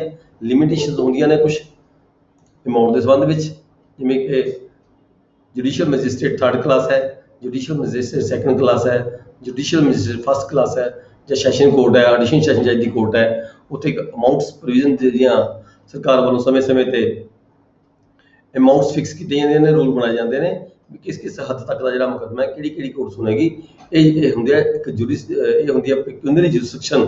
ਜੇ ਹੁਣ ਮੰਨ ਲਓ ਕਿਸੇ ਕੋਰਟ ਦੇ ਕੋਲੇ 1 ਲੱਖ ਰੁਪਏ ਤੱਕ ਦਾ ਮੁਕੱਦਮਾ ਸੁਣਨ ਦੀ ਪਾਵਰ ਹੈਗੀ ਹੈ, ਜੁਰਿਸਡਿਕਸ਼ਨ ਪੈਕੂਨਰੀ ਹੈਗੀ ਹੈ, ਪਰ ਉਹ ਜਿਹੜੇ 2 ਲੱਖ ਦਾ ਮੁਕੱਦਮਾ ਹੈਗਾ, 2 ਲੱਖ ਦੀ ਅਮਾਊਂਟ ਦਾ ਕੋਈ ਮੁਕੱਦਮਾ ਫਾਈਲ ਕੀਤਾ ਜਾਂਦਾ ਉਸ ਦੀ ਕੋਰਟ ਦੇ ਵਿੱਚ, ਤਾਂ ਦੂਜੇ ਵਕੀਲ ਵੱਲੋਂ ਵੀ ਆਬਜੈਕਸ਼ਨ ਕੀਤਾ ਜਾ ਸਕਦਾ ਹੈ, ਤਾਂ ਕੋਰਟ ਵੱਲੋਂ ਆਪਣੇ ਪੱਧਰ ਤੇ ਵੀ ਆਬਜੈਕਸ਼ਨ ਕੀਤਾ ਜਾ ਸਕਦਾ ਹੈ ਵੀ ਇਹ ਜਿਹੜੀ ਕੋਰਟ ਦੀ ਜੁਰਿਸਡਿਕਸ਼ਨ ਨਹੀਂ ਬਣਦੀ, ਇਸ ਕਰਕੇ ਜਿਹੜਾ ਇਹ ਮੁਕੱਦਮਾ ਕੰਸਰਨ ਸੰਬੰਧਿਤ ਕੋਰਟ ਦੇ ਵਿੱਚ ਫਾਈਲ ਕੀਤਾ ਜਾਵੇ, ਜਾਂ ਫਿਰ ਦੂਜੇ ਵਕੀਲ ਵੱਲੋਂ ਵੀ ਆਬਜੈਕਸ਼ਨ ਕੀਤਾ ਜਾ ਸਕਦਾ ਹੈ। ਨੈਕਸਟ ਅਸੀਂ ਪੜ੍ਹਿਆ ਸੀ ਸੈਕਸ਼ਨ 7। ਸੈਕਸ਼ਨ 7 ਸੀਗਾ ਪ੍ਰੋਵਿੰਸ਼ੀਅਲ ਕੋਰਟਸ, ਪ੍ਰੋਵਿੰਸ਼ੀਅਲ ਸਮਾਲ ਕਾਜ਼ ਕੋਰਟਸ। ਇਹ ਕੀ ਹੈ ਜੀ? ਪ੍ਰੋਵਿੰਸ਼ੀਅਲ ਸਮਾਲ ਕਾਜ਼ ਕੋਰਟਸ ਇੱਕ ਐਕਟ ਬਣਿਆ ਹੋਇਆ ਹੈਗਾ, ਪ੍ਰੋਵਿੰਸ਼ੀਅਲ ਸਮਾਲ ਕਾਜ਼ ਕੋਰਟਸ ਜਦੋਂ ਇੰਡੀਆ ਦੇ ਵਿੱਚ ਅੰਗਰੇਜ਼ਾਂ ਦਾ ਰਾਜ ਸੀਗਾ ਉਸ ਵੇਲੇ ਕੁਝ ਪ੍ਰੋਵਿੰਸ ਬਣਾਏ ਗਏ ਸੀ, ਕੁਝ ਪ੍ਰੋਵਿੰਸ ਜਿਹੜੇ ਹੁੰਦੇ ਸੀਗੇ ਉੱਥੇ ਇੱਕ ਐਕਟ ਬਣਾਇਆ ਹੈਗਾ ਸੀਗਾ ਪ੍ਰੋਵਿੰਸ਼ੀਅਲ ਸਮਾਜ ਕਾਜ਼ ਕੋਰਟਸ ਐਕਟ 1887। ਜਿਹੜੇ ਕੋਰਟਾਂ ਦੇ ਉੱਪਰ ਜਿਹੜੀਆਂ ਸਮਾਲ ਕਾਜ਼ ਕੋਰਟ ਛੋਟੀਆਂ ਛੋਟੀਆਂ ਕੋਰਟਾਂ ਹੁੰਦੀਆਂ ਸੀਗੀਆਂ ਜਿਨ੍ਹਾਂ ਦੇ ਉੱਪਰ ਜਿਨ੍ਹਾਂ ਕੋਰਟਾਂ ਨੇ ਇਸ ਐਕਟ ਨੂੰ ਫੋਲੋ ਕਰਨਾ ਹੁੰਦਾ ਸੀਗਾ, ਠੀਕ ਹੈ, ਉਹਨਾਂ ਐਕਟਾਂ ਦੇ ਵਿੱਚ ਉਹਨਾਂ ਕੋਰਟਾਂ ਦੇ ਉੱਪਰ ਕਹਿੰਦੇ ਵੀ ਇਹ ਕਿਹਾ ਗਿਆ ਵੀ ਇਹ ਜਿਹੜਾ ਸਿਵਲ ਪ੍ਰੋਸੀਜਰ ਕੋਡ ਹੈ ਉਹਨਾਂ ਕੋਰਟਾਂ ਦੇ ਉੱਪਰ ਲਾਗੂ ਨਹੀਂ ਹੁੰਦਾ। ਉਹ ਕੋਰਟਾਂ ਆਪਣੇ ਜਿਹੜਾ ਹੈਗਾ ਪ੍ਰੋਵਿੰਸ਼ੀਅਲ ਸਮਾਜ ਕਾਜ਼ ਕੋਰਟਸ ਐਕਟ 1887 ਉਹਦੇ ਮੁਤਾਬਕ ਕੰਮ ਕਰਦੀਆਂ ਹੈਗੀਆਂ ਤੇ ਉੱਥੇ ਸਿਵਲ ਪ੍ਰੋਸੀਜਰ ਕੋਡ ਦੀਆਂ ਜਿਹੜੀਆਂ ਪ੍ਰੋਵੀਜ਼ਨ ਨੇ ਲਾਗੂ ਨਹੀਂ ਹੁੰਦੀਆਂ। ਜਿਵੇਂ ਕਿ ਇਸੇ ਤਰ੍ਹਾਂ ਹੈਗਾ ਪ੍ਰੈਜ਼ੀਡੈਂਸੀ ਸਮਾਲ ਕਾਜ਼ ਕੋਰਟਸ। ਪ੍ਰੈਜ਼ੀਡੈਂਸੀ ਸਮਾਲ ਕਾਜ਼ ਕੋਰਟਸ ਕਿਹੜੀਆਂ ਹੁੰਦੀਆਂ ਨੇ? ਪ੍ਰੈਜ਼ੀਡੈਂਸੀ ਜਿਹੜੇ ਕੁਝ ਵੱਡੇ ਸਿਟੀ ਸੀਗੇ ਬੰਬੇ, ਕਲਕੱਤਾ, ਮਦਰਾਸ, ਠੀਕ ਹੈ ਜੀ, ਇੱਥੇ ਇਹਨਾਂ ਸ਼ਹਿਰਾਂ ਦੇ ਵਿੱਚ ਪ੍ਰੈਜ਼ੀਡੈਂਸੀ ਸਿਟੀ ਕਹਿੰਦੇ ਸੀ ਇਹਨਾਂ ਨੂੰ, ਪ੍ਰੈਜ਼ੀਡੈਂਸੀ ਸਿਟੀ। ਇਹਨਾਂ ਸਿਟੀਆਂ ਦੇ ਵਿੱਚ ਵੀ ਇੱਕ ਜਿਹੜਾ ਐਕਟ ਬਣਾਇਆ ਗਿਆ ਸੀਗਾ ਪ੍ਰੈਜ਼ੀਡੈਂਸੀ ਸਮਾਲ ਕਾਜ਼ ਕੋਰਟਸ ਐਕਟ 1882, ਠੀਕ ਹੈ। ਉੱਥੇ ਜਿਹੜੀਆਂ ਛੋਟੀਆਂ ਕੋਰਟਾਂ ਸੀਗੀਆਂ ਸਮਾਲ ਕਾਜ਼ ਕੋਰਟ ਸੀਗੀਆਂ, ਛੋਟੇ ਛੋਟੇ ਵਿਸ਼ਿਆਂ ਦੇ ਉੱਪਰ ਕੰਮ ਕਰਨ ਦੇ ਲਈ ਸਮਾਲ ਕਾਜ਼ ਕੋਰਟਸ ਐਸਟੈਬਲਿਸ਼ ਕੀਤੀਆਂ ਗਈਆਂ ਸੀਗੀਆਂ। ਜਿੱਥੇ ਇਹ ਉਹਨਾਂ ਕੋਰਟਾਂ ਦੇ ਉੱਪਰ ਇਹ ਐਕਟ ਲਾਗੂ ਹੁੰਦਾ ਤਾਂ ਉੱਥੇ ਜਿਹੜਾ CPC ਦਾ ਜਿਹੜਾ ਹੈਗਾ ਪ੍ਰੋਵੀਜ਼ਨਸ ਹੈਗੀਆਂ ਨੇ ਉੱਥੇ ਲਾਗੂ ਨਹੀਂ ਹੁੰਦੀਆਂ। ਉਹਨਾਂ ਕੋਰਟਾਂ ਨੇ ਆਪਣਾ ਹੀ ਜਿਹੜਾ ਐਕਟ ਹੈ ਉਹ ਫੋਲੋ ਕਰਨਾ ਹੁੰਦਾ। ਨੈਕਸਟ ਹੈ ਜੀ, ਇਹਦੇ ਨਾਲ ਕੀ ਸੀਗਾ, ਜਿਹੜਾ ਪ੍ਰੀਲਿਮਿਨਰੀ ਸੈਕਸ਼ਨ ਸੀਗਾ ਉਹ ਇੱਥੇ ਖਤਮ ਹੋ ਗਿਆ ਸੀਗਾ ਤੇ ਹੁਣ ਜਿਹੜਾ ਪਾਰਟ 1 ਹੈ ਇਹਦਾ CPC the part 1 suits in general, ਇਹ ਸਟਾਰਟ ਹੁੰਦਾ ਹੈ ਸੈਕਸ਼ਨ 9 ਤੋਂ, ਠੀਕ ਹੈ ਜੀ। ਸੈਕਸ਼ਨ 9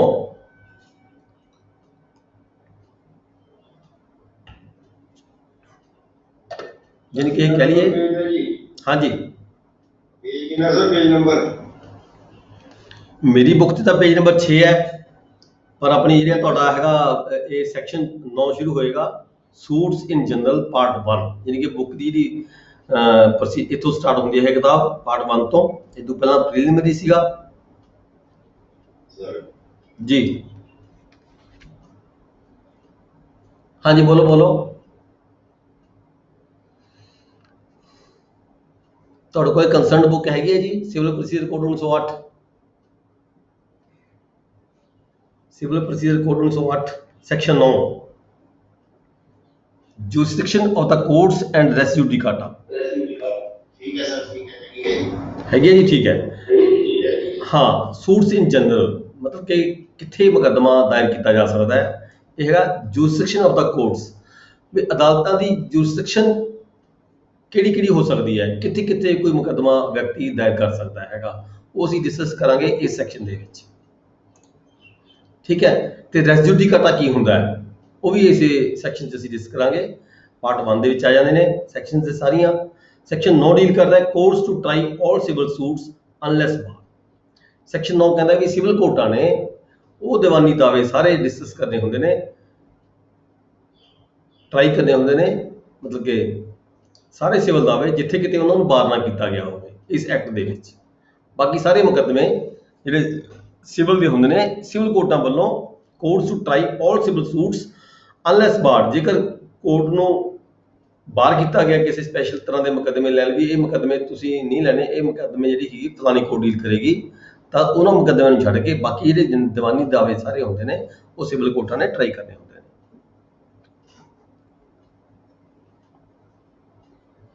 ਅੱਗੇ ਐਕਸਪਲੇਨੇਸ਼ਨ ਦਿੱਤੀ ਗਈ ਹੈ, ਇਹ suit in which right to property or to any office is contested. Civil suit civil nature ਦਾ ਹੁੰਦਾ ਹੈ, ਬੇਸ਼ੱਕ ਉਹਦੇ ਨਾਲ ਕੋਈ ਰਿਲੀਜੀਅਸ ਜਿਹੜੇ ਇਹ ਕੁਐਸਚਨ ਜੁੜੇ ਹੋਏ ਹੋਣ, ਪਰ ਉਸ ਨੂੰ ਸਿਵਲ ਸੂਟ ਹੀ ਕਹਾਂਗੇ ਅਸੀਂ। ਤੇ ਕਿਸੇ ਪੋਸਟ ਨੂੰ ਲੈ ਕੇ ਕਿਸੇ ਆਫਿਸ ਦੇ ਉਸ ਨੂੰ ਲੈ ਕੇ ਕੋਈ ਮੁਕੱਦਮਾ ਚੱਲ ਰਿਹਾ ਹੈਗਾ, ਕਿਸੇ ਦੀ ਕੋਈ ਸਰਵਿਸ ਦਾ ਮਾਮਲਾ ਹੈਗਾ, ਆਫਿਸ ਦੀ ਗੱਲ ਜਿਵੇਂ ਕੀਤੀ ਹੈ, ਕੋਈ ਸਰਵਿਸ ਦਾ ਮਾਮਲਾ ਹੈਗਾ, ਇਹ ਸਾਰੇ ਜਿਹੜੇ ਮਾਮਲੇ ਹੈਗੇ ਇਹ ਦੀਵਾਨੀ ਦਾਅਵੇ 'ਚ ਆ ਜਾਂਦੇ ਨੇ, ਠੀਕ ਹੈ। ਇਹ ਜਿਹੜੇ ਸਿਵਲ ਕੋਰਟਾਂ ਵੱਲੋਂ ਡੀਲ ਕੀਤੇ ਜਾਂਦੇ ਨੇ। ਨੈਕਸਟ ਹੈ ਸੈਕਸ਼ਨ 10। ਸੈਕਸ਼ਨ 10 ਕੀ ਹੈ, stay of suit. Section 10 is very important ਹੈ ਜੀ। ਇਹ ਪ੍ਰੈਕਟੀਕਲ ਦੇ ਵਿੱਚ ਸਿਵਲ ਕੋਰਟਾਂ ਦੇ ਵਿੱਚ ਅੱਜ ਕੱਲ੍ਹ ਪੂਰਾ ਮਤਲਬ ਕਿ ਅੱਜ ਕੱਲ੍ਹ ਕੀ ਹਮੇਸ਼ਾ ਤੋਂ ਯੂਜ਼ ਹੁੰਦਾ ਆ ਰਿਹਾ ਹੈ।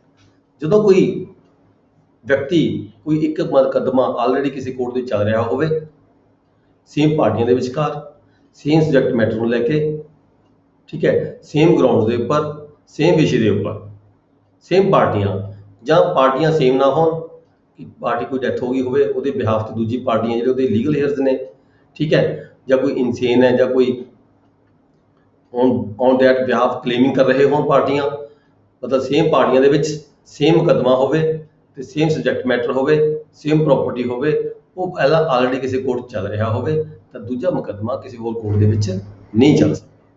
ਠੀਕ ਹੈ ਜੀ, ਇਹ ਸੂਟ ਦਾ ਇਹਦਾ ਜਿਹੜਾ ਸੈਕਸ਼ਨ 10 ਹੈ ਇਹਦਾ ਮੇਨ ਮੀਨਿੰਗ ਇਹ ਹੈ ਵੀ ਵਾਰ ਇੱਕੋ ਹੀ ਵਿਸ਼ੇ ਨੂੰ ਲੈ ਕੇ ਇੱਕੋ ਪਾਰਟੀਆਂ ਦੇ ਵਿਚਕਾਰ ਕੋਈ ਸੇਮ ਸਬਜੈਕਟ ਮੈਟਰ ਦੇ ਉੱਪਰ, ਠੀਕ ਹੈ, 2 ਜਾਂ 3 ਮੁਕੱਦਮੇ ਨਹੀਂ ਚੱਲ ਸਕਦੇ, ਇੱਕੋ ਮੁਕੱਦਮਾ ਚੱਲੇਗਾ। ਠੀਕ ਹੈ, नो कोर्ट। हाँ जी,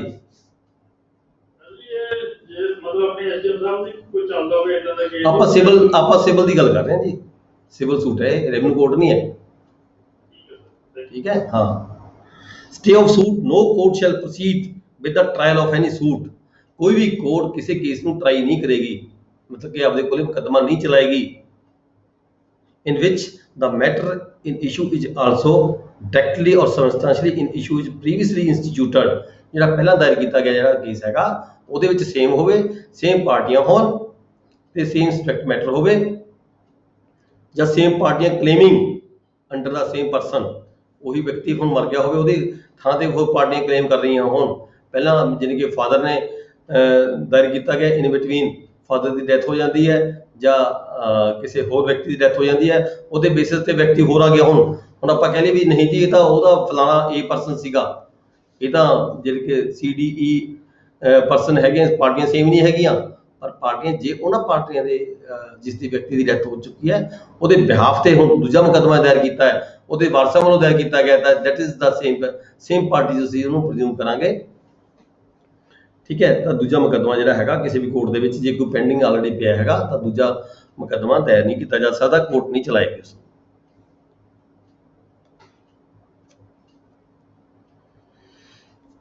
नो कोर्ट शैल प्रोसीड, दोबारा पढ़ रहे हैं क्योंकि बहुत इंपॉर्टेंट है जी। No court shall proceed with the trial of any suit in which the matter in issue is also directly और substantially in issue is previously instituted between the same parties or between the parties under whom they or any of them claim litigating under the same title the litigation ਚੱਲ ਰਹੀ ਹੈ,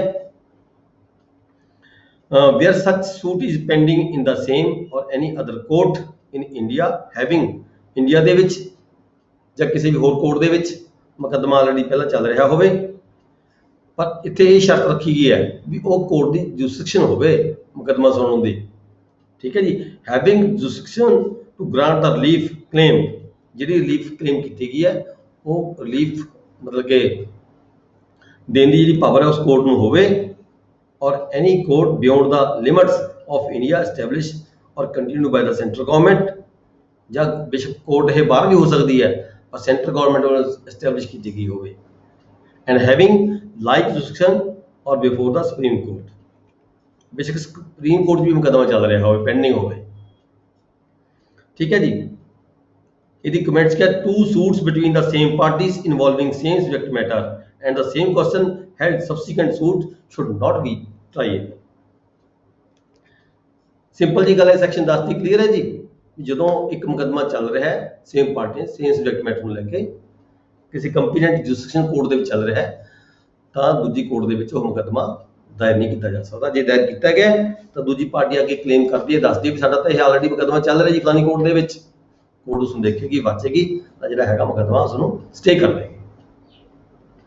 next ਹੈ ਜੀ section 11, it is very important section ਹੈ ਜੀ, ਰੈਸ ਜੁਡੀਕਾਟਾ।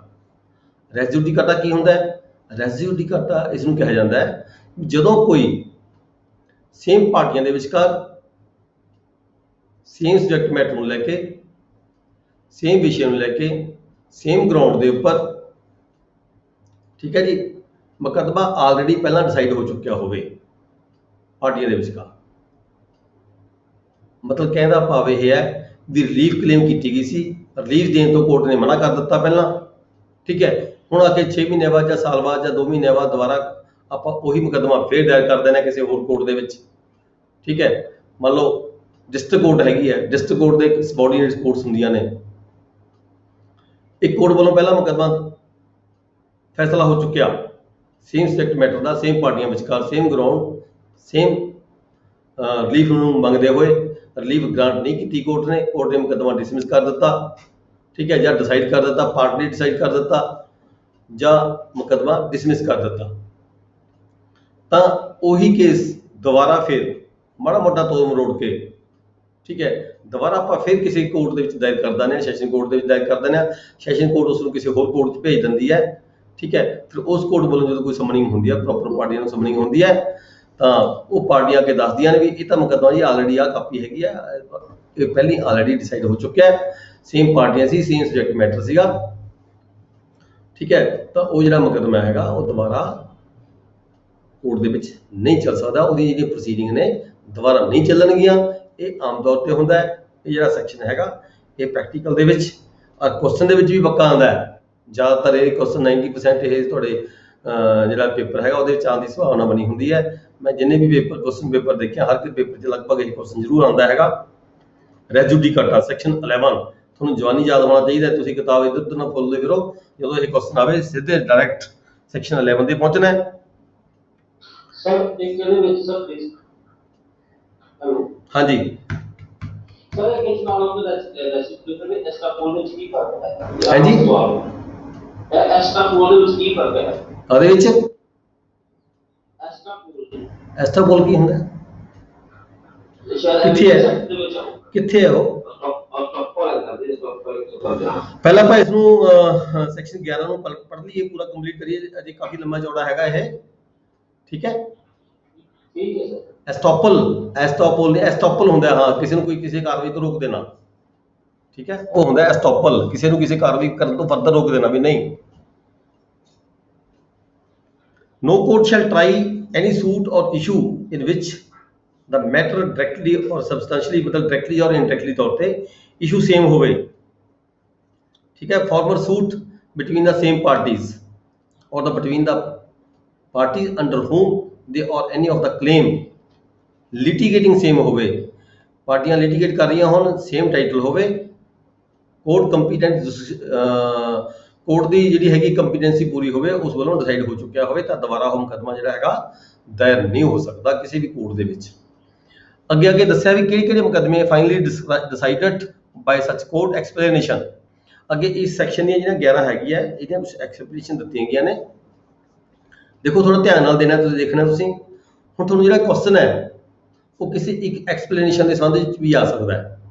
ਉੱਥੇ ਚੱਕ ਕੇ ਜੇ ਆਪਾਂ ਸਾਰਾ 11 ਦੇ ਜਿਹੜੀਆਂ 7 ਦੀਆਂ 8 ਦੀਆਂ 8 ਐਕਸਪਲੇਨੇਸ਼ਨ ਕੋਡ ਕਰ ਦੇਵਾਂਗੇ, ਤਾਂ ਜਿਹੜਾ ਸਾਡਾ ਕੁਐਸਚਨ ਹੈ ਫਿਰ ਉਹ 3 ਕੁਐਸਚਨ ਦਾ ਟਾਈਮ ਲੈ ਜਾਏਗਾ, ਠੀਕ ਹੈ। ਇਸ ਕਰਕੇ ਅਸੀਂ ਕੁਐਸਚਨ ਨੂੰ ਧਿਆਨ ਨਾਲ ਦੇਖਣਾ ਹੈ, ਕਿਸ ਐਕਸਪਲੇਨੇਸ਼ਨ ਦੇ ਸੰਬੰਧ ਵਿੱਚ ਕੁਐਸਚਨ ਹੈ, ਉਹੀ ਐਕਸਪਲੇਨੇਸ਼ਨ ਨੂੰ ਅਸੀਂ ਲਿਖਣਾ ਹੈ। ਇਹਦੇ ਵਿੱਚ ਪਹਿਲਾਂ ਕੋਣ ਮੇਨ ਹੈਡ ਨੂੰ ਲਿਖ ਕੇ ਸੈਕਸ਼ਨ 11 ਨੂੰ ਲਿਖ ਕੇ, ਤੇ ਫਿਰ ਜਿਹੜਾ ਹੈਗਾ ਉਹ ਸੰਬੰਧਿਤ ਹੈ ਜਿਹੜੀ ਐਕਸਪਲੇਨੇਸ਼ਨ ਹੈ ਉਹਦੇ ਨਾਲ ਜਿਹੜਾ ਡੀਲ ਕਰਦਾ ਕੁਐਸਚਨ ਹੈਗਾ ਉਸੇ ਨੂੰ ਲਿਖਣਾ ਹੈ। ਬਾਕੀ ਸਾਰੀਆਂ ਜਿਹੜੀਆਂ ਐਕਸਪਲੇਨੇਸ਼ਨਸ ਹੈਗੀਆਂ ਨੇ ਉਹਨੂੰ ਛੱਡ ਕੇ ਉਹਨਾਂ ਕੀ ਆਨਸਰ ਦੇਣਾ ਜਿੰਨਾ ਸਾਨੂੰ ਪੁੱਛਿਆ ਗਿਆ ਹੋਵੇ। ਐਕਸਪਲੇਨੇਸ਼ਨ 1 ਕੀ ਕਹਿੰਦੀ ਹੈ? ਫਾਰਮਰ ਸੂਟ ਮਤਲਬ ਪਤਾ ਹੀ ਆਪਾਂ ਨੂੰ ਸਾਰਿਆਂ ਨੂੰ, ਇਹਦਾ ਮਤਲਬ ਕੀ ਹੈ? ਜਿਹੜਾ ਪਹਿਲਾਂ ਪਾਰਟੀਆਂ ਨੇ ਫਾਈਲ ਕੀਤਾ ਹੋਵੇ ਤੇ ਆਲਰੇਡੀ ਪਹਿਲਾਂ ਡਿਸਾਈਡ ਹੋ ਗਿਆ ਹੋਵੇ, ਉਹੀ ਪਾਰਟੀਆਂ ਹੋਣ, ਠੀਕ ਹੈ। ਹੁਣ ਅਸੀਂ ਫਾਰਮਰ ਸੂਟ ਕਹਾਂਗੇ। Decided prior to the suit in question. ਦੇਖੋ ਇੱਥੇ ਥੋੜਾ ਜਿਹਾ ਫਰਕ ਹੈ, ਸਮਝਣ ਦੀ ਲੋੜ ਹੈ। 2 ਮੁਕੱਦਮੇ ਸੀਗੇ, ਦਾਇਰ ਹੋ ਗਏ, ਇੱਕ ਕੋਰਟ A 'ਚ ਦਾਇਰ ਹੋ ਗਿਆ, ਇੱਕ ਕੋਰਟ B 'ਚ ਦਾਇਰ ਹੋ ਗਿਆ, ਠੀਕ ਹੈ। ਜਿਹੜਾ A ਕੋਰਟ ਵਾਲਾ ਮੁਕੱਦਮਾ ਸੀਗਾ ਉਹ ਡਿਸਾਈਡ ਹੋ ਗਿਆ ਪਹਿਲਾਂ। ਹੁਣ ਇੱਥੇ ਕੁਐਸਚਨ ਇਹ ਆ ਜਾਂਦਾ ਹੈ, ਕਈ ਵਾਰੀ ਤੁਹਾਡੇ ਤੋਂ ਮੋੜ ਕੇ ਕੁਐਸਚਨ ਪੁੱਛਿਆ ਜਾਂਦਾ ਹੈ ਵੀ ਕੀ ਉਹ ਜਿਹੜਾ ਮੁਕੱਦਮਾ A ਕੋਰਟ ਦੇ ਵਿੱਚ ਸੀਗਾ ਕੀ ਉਹ ਪਹਿਲਾਂ ਦਾਇਰ ਹੋਣਾ ਜ਼ਰੂਰੀ ਸੀਗਾ? ਪਰ ਇੱਥੇ ਜਿਹੜਾ ਹੈਗਾ ਆਨਸਰ ਹੈ ਨਹੀਂ। Whether he may be instituted first or second, ਬੇਸ਼ੱਕ ਜਿਹੜਾ A ਕੋਰਟ 'ਚ ਮੁਕੱਦਮਾ ਦਾਇਰ ਕੀਤਾ ਗਿਆ ਸੀਗਾ, ਬੇਸ਼ੱਕ ਉਹ ਪਹਿਲਾਂ ਦਾਇਰ ਕੀਤਾ ਗਿਆ ਸੀ, ਬੇਸ਼ੱਕ ਉਹ ਪਿੱਛੋਂ ਦਾਇਰ ਕੀਤਾ ਗਿਆ ਸੀਗਾ, ਠੀਕ ਹੈ, ਪਰ ਡਿਸਾਈਡ ਹੋ ਚੁੱਕਿਆ ਆਲਰੇਡੀ, ਦੈਨ ਜਿਹੜੀ B ਕੋਰਟ ਹੈ ਉਹ ਮੁਕੱਦਮਾ ਅੱਗੇ ਨਹੀਂ ਚੱਲੇ, ਠੀਕ ਹੈ ਜੀ। Then explanation 2 competence of the court. ਹੁਣ ਕੰਪੀਟੈਂਸ ਦੀ ਗੱਲ ਕਿੱਥੇ ਆ ਜਾਂਦੀ ਹੈ? ਕੰਪੀਟੈਂਸ ਦੀ ਗੱਲ ਆ ਜਾਂਦੀ ਹੈ ਉਹਦੀ ਪਿਨਰੀ ਜੁਰਿਸਡਿਕਸ਼ਨ ਕੀ ਸੀਗੀ, ਉਹਦੀ ਟੈਰੀਟੋਰੀਅਲ ਜੁਰਿਸਡਿਕਸ਼ਨ ਕੀ ਸੀਗੀ, ਠੀਕ ਹੈ। ਇੱਦਾਂ ਜਿਹੜੀ ਕੰਪੀਟੈਂਟ ਕੋਰਟ ਵੱਲੋਂ ਡਿਸਾਈਡ ਕੀਤਾ ਹੋਣਾ ਚਾਹੀਦਾ ਹੈਗਾ ਜਿਹੜਾ ਮੁਕੱਦਮਾ ਹੈ। For the purpose of section the competence of the court shall be determined irrespective of any provisions as to right of appeal from the decision of such court। ਜਿਹੜੀ court of competent ਹੋਣੀ ਚਾਹੀਦੀ ਹੈ। ਇਹ ਜਿਹੜਾ matter ਹੁੰਦਾ ਹੈ initial stage ਤੇ decide ਹੁੰਦਾ ਹੈ ਜਦੋਂ ਰਿਟਨ ਸਟੇਟਮੈਂਟ ਫਾਈਲ ਕੀਤੀ ਜਾਂਦੀ ਹੈ ਕਿਸੇ ਪਾਰਟੀ ਵੱਲੋਂ, ਜਦੋਂ ਕਿਸੇ ਪਾਰਟੀ ਦੇ ਖਿਲਾਫ ਕੋਈ ਮੁਕੱਦਮਾ ਦਾਇਰ ਕੀਤਾ ਜਾਂਦਾ ਹੈ। ਜਿਹੜੀ ਕੰਪੀਟੈਂਸ ਦੀ ਜਿਹੜੀ ਗੱਲ ਹੈਗੀ ਆ ਉਹ ਇਨ ਬਿਟਵੀਨ ਆ ਕੇ ਅਸੀਂ ਉਸ ਨੂੰ ਕਲੇਮ ਨਹੀਂ ਕਰ ਸਕਦੇ ਵੀ ਮਤਲਬ ਕਿ ਜਿਹੜਾ ਮੁਕੱਦਮਾ ਹੈਗਾ ਉਹਦਾ ਇਸ਼ੂ ਫਰੇਮ ਤੇ ਚੱਲਿਆ ਹੋਇਆ ਜਾਂ ਐਵੀਡੈਂਸਸ ਤੇ ਚੱਲ ਰਿਹਾ ਹੈ ਤੇ ਹੁਣ ਤੁਸੀਂ ਆ ਕੇ ਆਪਾਂ ਗੱਲ ਕਰਦੇ ਹਾਂ ਵੀ ਇਹ ਤਾਂ ਕੋਰਟ ਨੂੰ ਸੁਣਨ ਦਾ ਅਧਿਕਾਰ ਹੀ ਨਹੀਂ ਹੈਗਾ। ਇਸ ਸਟੇਜ ਤੇ ਇਹ ਜਿਹੜਾ ਕੁਐਸਚਨ ਹੈ ਰਾਈਜ਼ ਨਹੀਂ ਹੁੰਦਾ। ਇਹ ਜਿਹੜਾ ਕੁਐਸਚਨ ਹੁੰਦਾ ਕੰਪੀਟੈਂਸੀ ਆਫ ਦਾ ਕੋਰਟ ਦਾ ਜੁਰਿਸਡਿਕਸ਼ਨ ਦਾ ਇਹ ਅਰੇਜ਼ ਕਰ ਸਕਦੇ ਹਾਂ ਅਸੀਂ ਜਦੋਂ ਅਸੀਂ ਕਿਸੇ ਕੁਐਸਚਨ ਦਾ ਕਿਸੇ ਐਪਲੀਕੇਸ਼ਨ ਦੀ ਕਿਸੇ ਪਲੇਨ ਦੀ ਜਦੋਂ ਅਸੀਂ ਰਿਪਲਾਈ ਦਿੰਦੇ ਹਾਂ ਰਿਟਨ ਸਟੇਟਮੈਂਟ ਦਿੰਦੇ ਹਾਂ ਉਸ ਰਿਟਨ ਸਟੇਟਮੈਂਟ ਦੇ ਵਿੱਚ ਅਸੀਂ ਜਿਹੜਾ ਆਪਣਾ ਇਹ ਓਬਜੈਕਸ਼ਨ ਹੈ ਅਰੇਜ਼ ਕਰ ਸਕਦੇ ਹਾਂ। ਅੱਗੇ ਕੋਰਟ ਨੇ ਦੇਖਣਾ ਵੀ ਸਾਡੇ ਓਬਜੈਕਸ਼ਨ ਨੂੰ ਮੰਨਣਾ ਹੈ ਜਾਂ ਨਹੀਂ ਮੰਨਣਾ। ਠੀਕ ਹੈ। ਨੈਕਸਟ ਹੈ ਕਲਾਸ ਐਕਸਪਲੇਨੇਸ਼ਨ 3। ਇਹ 'ਚ ਕੀ ਹੈਗਾ ਦ ਮੈਟਰ। ਇਹ 'ਚ ਮੈਟਰ ਦੀ ਗੱਲ ਕੀਤੀ ਗਈ ਹੈ ਵੀ ਜਿਹੜਾ ਮੈਟਰ ਸੀ ਕੀ ਮਾਮਲਾ ਸੀਗਾ, ਜ਼ਮੀਨ ਦਾ ਸੀਗਾ ਜਾਂ ਕੋਈ ਪੈਸੇ ਦੇ ਲੈਣ ਦੇਣ ਦਾ ਸੀਗਾ। ਇੱਕ ਪਾਰਟੀ ਨੇ ਕਲੇਮ ਕੀਤਾ, ਦੂਜੀ ਪਾਰਟੀ ਨੇ ਡਿਨਾਈ ਕੀਤਾ। ਉਹੀ ਮਾਮਲਾ ਹੁਣ ਦੁਬਾਰਾ ਦੂਜੀ ਕੋਰਟ 'ਚ ਹੈ, ਪੈਂਡਿੰਗ ਹੈ, ਤਾਂ ਉਹ ਮਾਮਲਾ ਜਿਹੜਾ ਦੁਬਾਰਾ ਦੂਜੀ ਕੋਰਟ 'ਚ ਨਹੀਂ ਚੱਲ ਸਕਦਾ।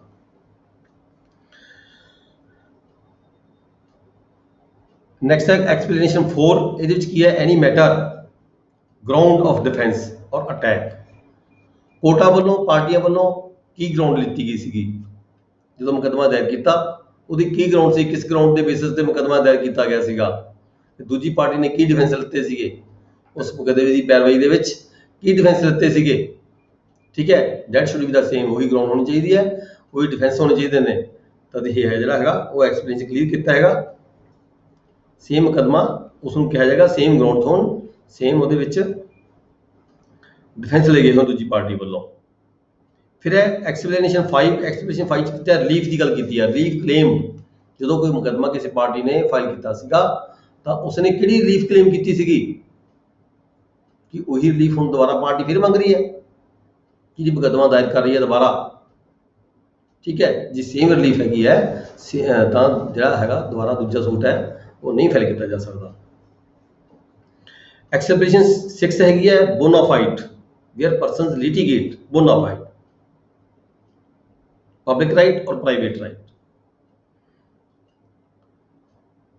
ਜਿਹੜੇ ਪਰਸਨ ਸੇ ਜਿਨ੍ਹਾਂ ਦੀ ਲਿਟੀਗੇਸ਼ਨ ਪਹਿਲਾਂ ਚੱਲਦੀ ਸੀ ਪਹਿਲੇ ਮੁਕੱਦਮੇ ਦੇ ਵਿੱਚ ਉਹ ਮੇ ਵੀ ਪਬਲਿਕ ਰਾਈਟ ਦਾ ਹੋਵੇ ਉਹਦੇ ਵਿੱਚ ਜਾਂ ਪ੍ਰਾਈਵੇਟ ਰਾਈਟ ਹੋਵੇ। ਪਬਲਿਕ ਰਾਈਟ ਨੂੰ ਲੈ ਕੇ ਮੁਕੱਦਮਾ ਦਾਇਰ ਕੀਤਾ ਗਿਆ ਸੀਗਾ ਜਾਂ ਪ੍ਰਾਈਵੇਟ ਰਾਈਟ ਨੂੰ ਲੈ ਕੇ ਮੁਕੱਦਮਾ ਦਾਇਰ ਕੀਤਾ ਗਿਆ ਸੀਗਾ। That should be the same. ਜੇ ਹੁਣ ਵੀ ਉਹੀ ਚੀਜ਼ ਹੈ ਤਾਂ ਮੁਕੱਦਮਾ ਨਹੀਂ ਚੱਲੇਗਾ। Then explanation 7। ਜੇ ਕੋਈ ਡਿਗਰੀ ਫਾਈਲ ਕੀਤੀ ਗਈ ਸੀ, ਹੁਣ ਇੱਥੇ ਆ ਗਈ ਗੱਲ ਇੱਕ ਤਾਂ ਪਹਿਲਾਂ ਜਿਹੜਾ ਆਪਾਂ ਪੜ੍ਹ ਰਹੇ ਹਾਂ ਉਹ ਤਾਂ ਹੈਗਾ ਸੀ ਸੂਟ, ਓਰੀਜਨਲ ਸੂਟ ਦੀ ਗੱਲ ਕਰਦੇ ਹਾਂ। ਓਰੀਜਨਲ ਸੂਟ ਮਤਲਬ ਕਿ ਜਦੋਂ ਮੁਕੱਦਮਾ ਦਾਇਰ ਕੀਤਾ ਗਿਆ ਉਹ ਆਲਰੇਡੀ ਡਿਸਾਈਡ ਹੋ ਚੁੱਕਿਆ ਹੈ। ਹੁਣ ਇੱਥੇ ਮੁਕੱਦਮਾ ਦਾਇਰ ਨਹੀਂ ਕੀਤਾ ਗਿਆ। ਆ ਜਿਹੜੀ ਐਕਸਪਲੇਨੇਸ਼ਨ 7 ਹੈਗੀ ਹੈ ਇੱਥੇ ਮੁਕੱਦਮਾ ਦਾਇਰ ਨਹੀਂ ਕੀਤਾ ਗਿਆ, ਮੁਕੱਦਮਾ ਆਲਰੇਡੀ ਡਿਸਾਈਡ ਹੋ ਚੁੱਕਿਆ ਹੈ। ਤੇ ਇੱਥੇ ਕੀ ਹੈ ਉਸ ਮੁਕੱਦਮਾ ਜਿਹੜਾ ਮੁਕੱਦਮਾ ਫਾਈਨਲ ਹੋਇਆ ਉਸ ਫਾਈਨਲ ਹੋਏ ਮੁਕੱਦਮੇ ਦੀ ਜਿਹੜੀ ਡਿਗਰੀ ਹੈ that decree come in the court for the execution। ਜਿਹੜੀ ਐਕਸਪਲੇਨੇਸ਼ਨ 7 ਹੈਗੀ ਹੈ ਇਹ ਡਿਗਰੀ ਦੀ ਐਗਜੀਕਿਊਸ਼ਨ ਨੂੰ ਲੈ ਕੇ ਜਿਹੜਾ ਹੈਗਾ ਉਹ ਦਾਵਾ ਹੈਗਾ। ਜੇ ਐਗਜੀਕਿਊਸ਼ਨ ਦਾ ਜਿਹੜਾ ਦਾਵਾ ਹੈਗਾ ਪਹਿਲਾਂ ਆਲਰੇਡੀ ਡਿਸਾਈਡ ਹੋ ਚੁੱਕਿਆ ਐਗਜੀਕਿਊਟਿੰਗ ਕੋਰਟ ਵੱਲੋਂ, ਜਿਹੜੀ ਕੋਰਟ ਨੇ ਕੇਸ ਨੂੰ ਅਜ਼ਰਾਏ ਕਰਨਾ ਹੁੰਦਾ ਹੈ। ਅਜ਼ਰਾਏ ਦੇ ਸੰਬੰਧ ਵਿੱਚ ਕੋਰਟ ਨੇ ਪਹਿਲਾਂ ਕੋਈ ਫੈਸਲਾ ਦੇ ਦਿੱਤਾ ਤਾਂ ਜਿਹੜੀ ਹੈਗੀ ਹੈ ਅਜ਼ਰਾਏ ਦੁਬਾਰਾ ਦਾਇਰ ਨਹੀਂ ਕੀਤੀ ਜਾ ਸਕਦੀ। ਐਕਸਪਲੇਨੇਸ਼ਨ 8 ਹੈਗਾ ਇਹਦੇ ਵਿੱਚ ਕੀ ਹੈ an issue heard and finally decided.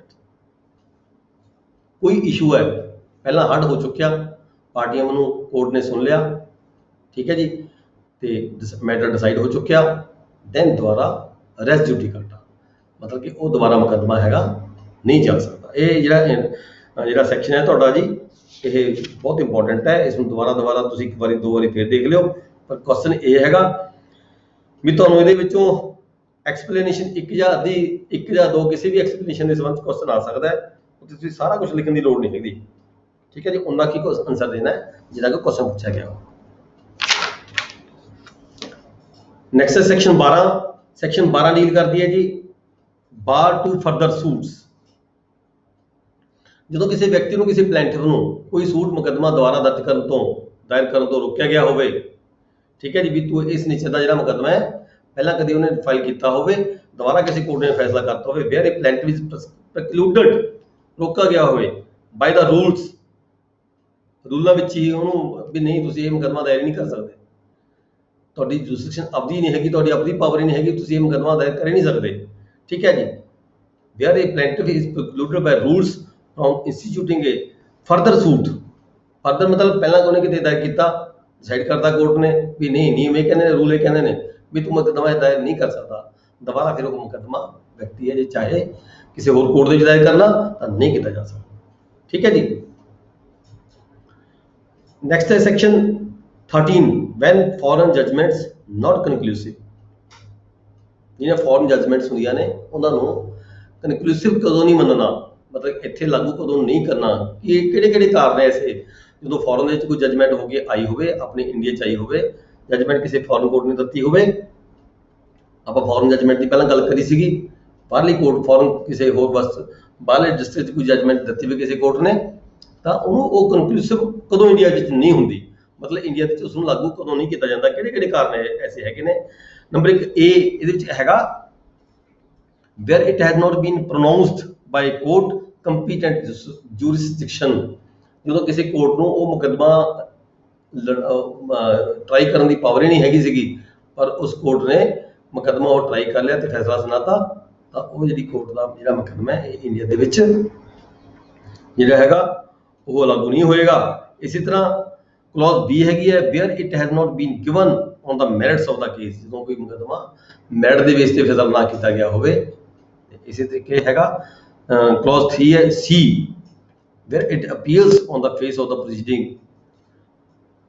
Judgement ਦੀਆਂ ਪ੍ਰੋਸੀਡਿੰਗ ਦੇਖ ਕੇ ਪਤਾ ਲੱਗਦਾ ਹੋਵੇ ਡਾਇਰੈਕਟਲੀ ਤੌਰ ਤੇ ਹੈ ਉਹਦੇ ਫੇਸ ਤੋਂ ਹੀ, ਮਤਲਬ ਹਰ ਬੰਦਾ ਜਿਵੇਂ ਕਹਿੰਦੇ ਵੀ ਅਨਪੜ੍ਹ ਨੂੰ ਵੀ ਪਤਾ ਲੱਗਦਾ ਹੈ ਵੀ ਇਹ ਤਾਂ ਗਲਤ ਹੈ, ਉਦੋਂ ਵੀ ਜਿਹੜਾ ਹੈਗਾ ਮੁਕੱਦਮਾ ਜਾਂ ਜਜਮੈਂਟ ਹੈਗੀ ਹੈ ਉਹ ਇੰਡੀਆ 'ਚ ਲਾਗੂ ਨਹੀਂ ਹੁੰਦੀ। ਇਸੇ ਤਰ੍ਹਾਂ ਨੈਚੁਰਲ ਜਸਟਿਸ ਦੇ ਖਿਲਾਫ ਹੋਵੇ, ਕੁਦਰਤੀ ਕਾਨੂੰਨ ਜੋ ਹੈਗਾ, ਕੁਦਰਤੀ ਕਾਨੂੰਨ ਦੇ ਵਿੱਚ ਆਪਾਂ ਦੇਖਦੇ ਹਾਂ ਵੀ ਜਦੋਂ ਮੁਕੱਦਮੇ ਪਾਸ ਮਤਲਬ ਕਿ ਫੈਸਲਾ ਕੀਤੇ ਜਾਂਦੇ ਹੁੰਦੇ ਨੇ, ਲਾਅ ਤਾਂ ਪਤਾ ਹੀ ਹੈ ਸਾਰਿਆਂ ਨੂੰ, ਲਾਅ ਦੇ ਮੁਤਾਬਕ ਫੈਸਲਾ ਹੁੰਦਾ ਹੈ, ਉਹ ਨਾਲ ਸਭ ਨੂੰ ਪਤਾ ਹੁੰਦਾ ਵੀ ਹਾਂ ਇਹ ਇੱਦਾਂ ਹੀ ਹੋਣਾ ਚਾਹੀਦਾ ਸੀਗਾ। ਜਦੋਂ ਨੈਚੁਰਲ ਜਸਟਿਸ ਨੂੰ ਫੋਲੋ ਨਾ ਕੀਤਾ ਗਿਆ ਹੋਵੇ ਕਿਸੇ ਫੋਰਨ ਕੋਰਟ ਵੱਲੋਂ, ਤਾਂ ਜਿਹੜਾ ਮੁਕੱਦਮਾ ਹੈਗਾ ਉਹਦੀ ਜਿਹੜੀ ਡਿਗਰੀ ਪਾਸ ਕੀਤੀ ਗਈ ਹੈ ਉਹ ਵੀ ਇੰਡੀਆ ਦੇ ਵਿੱਚ ਐਪਲੀਕੇਬਲ ਨਹੀਂ ਹੁੰਦੀ।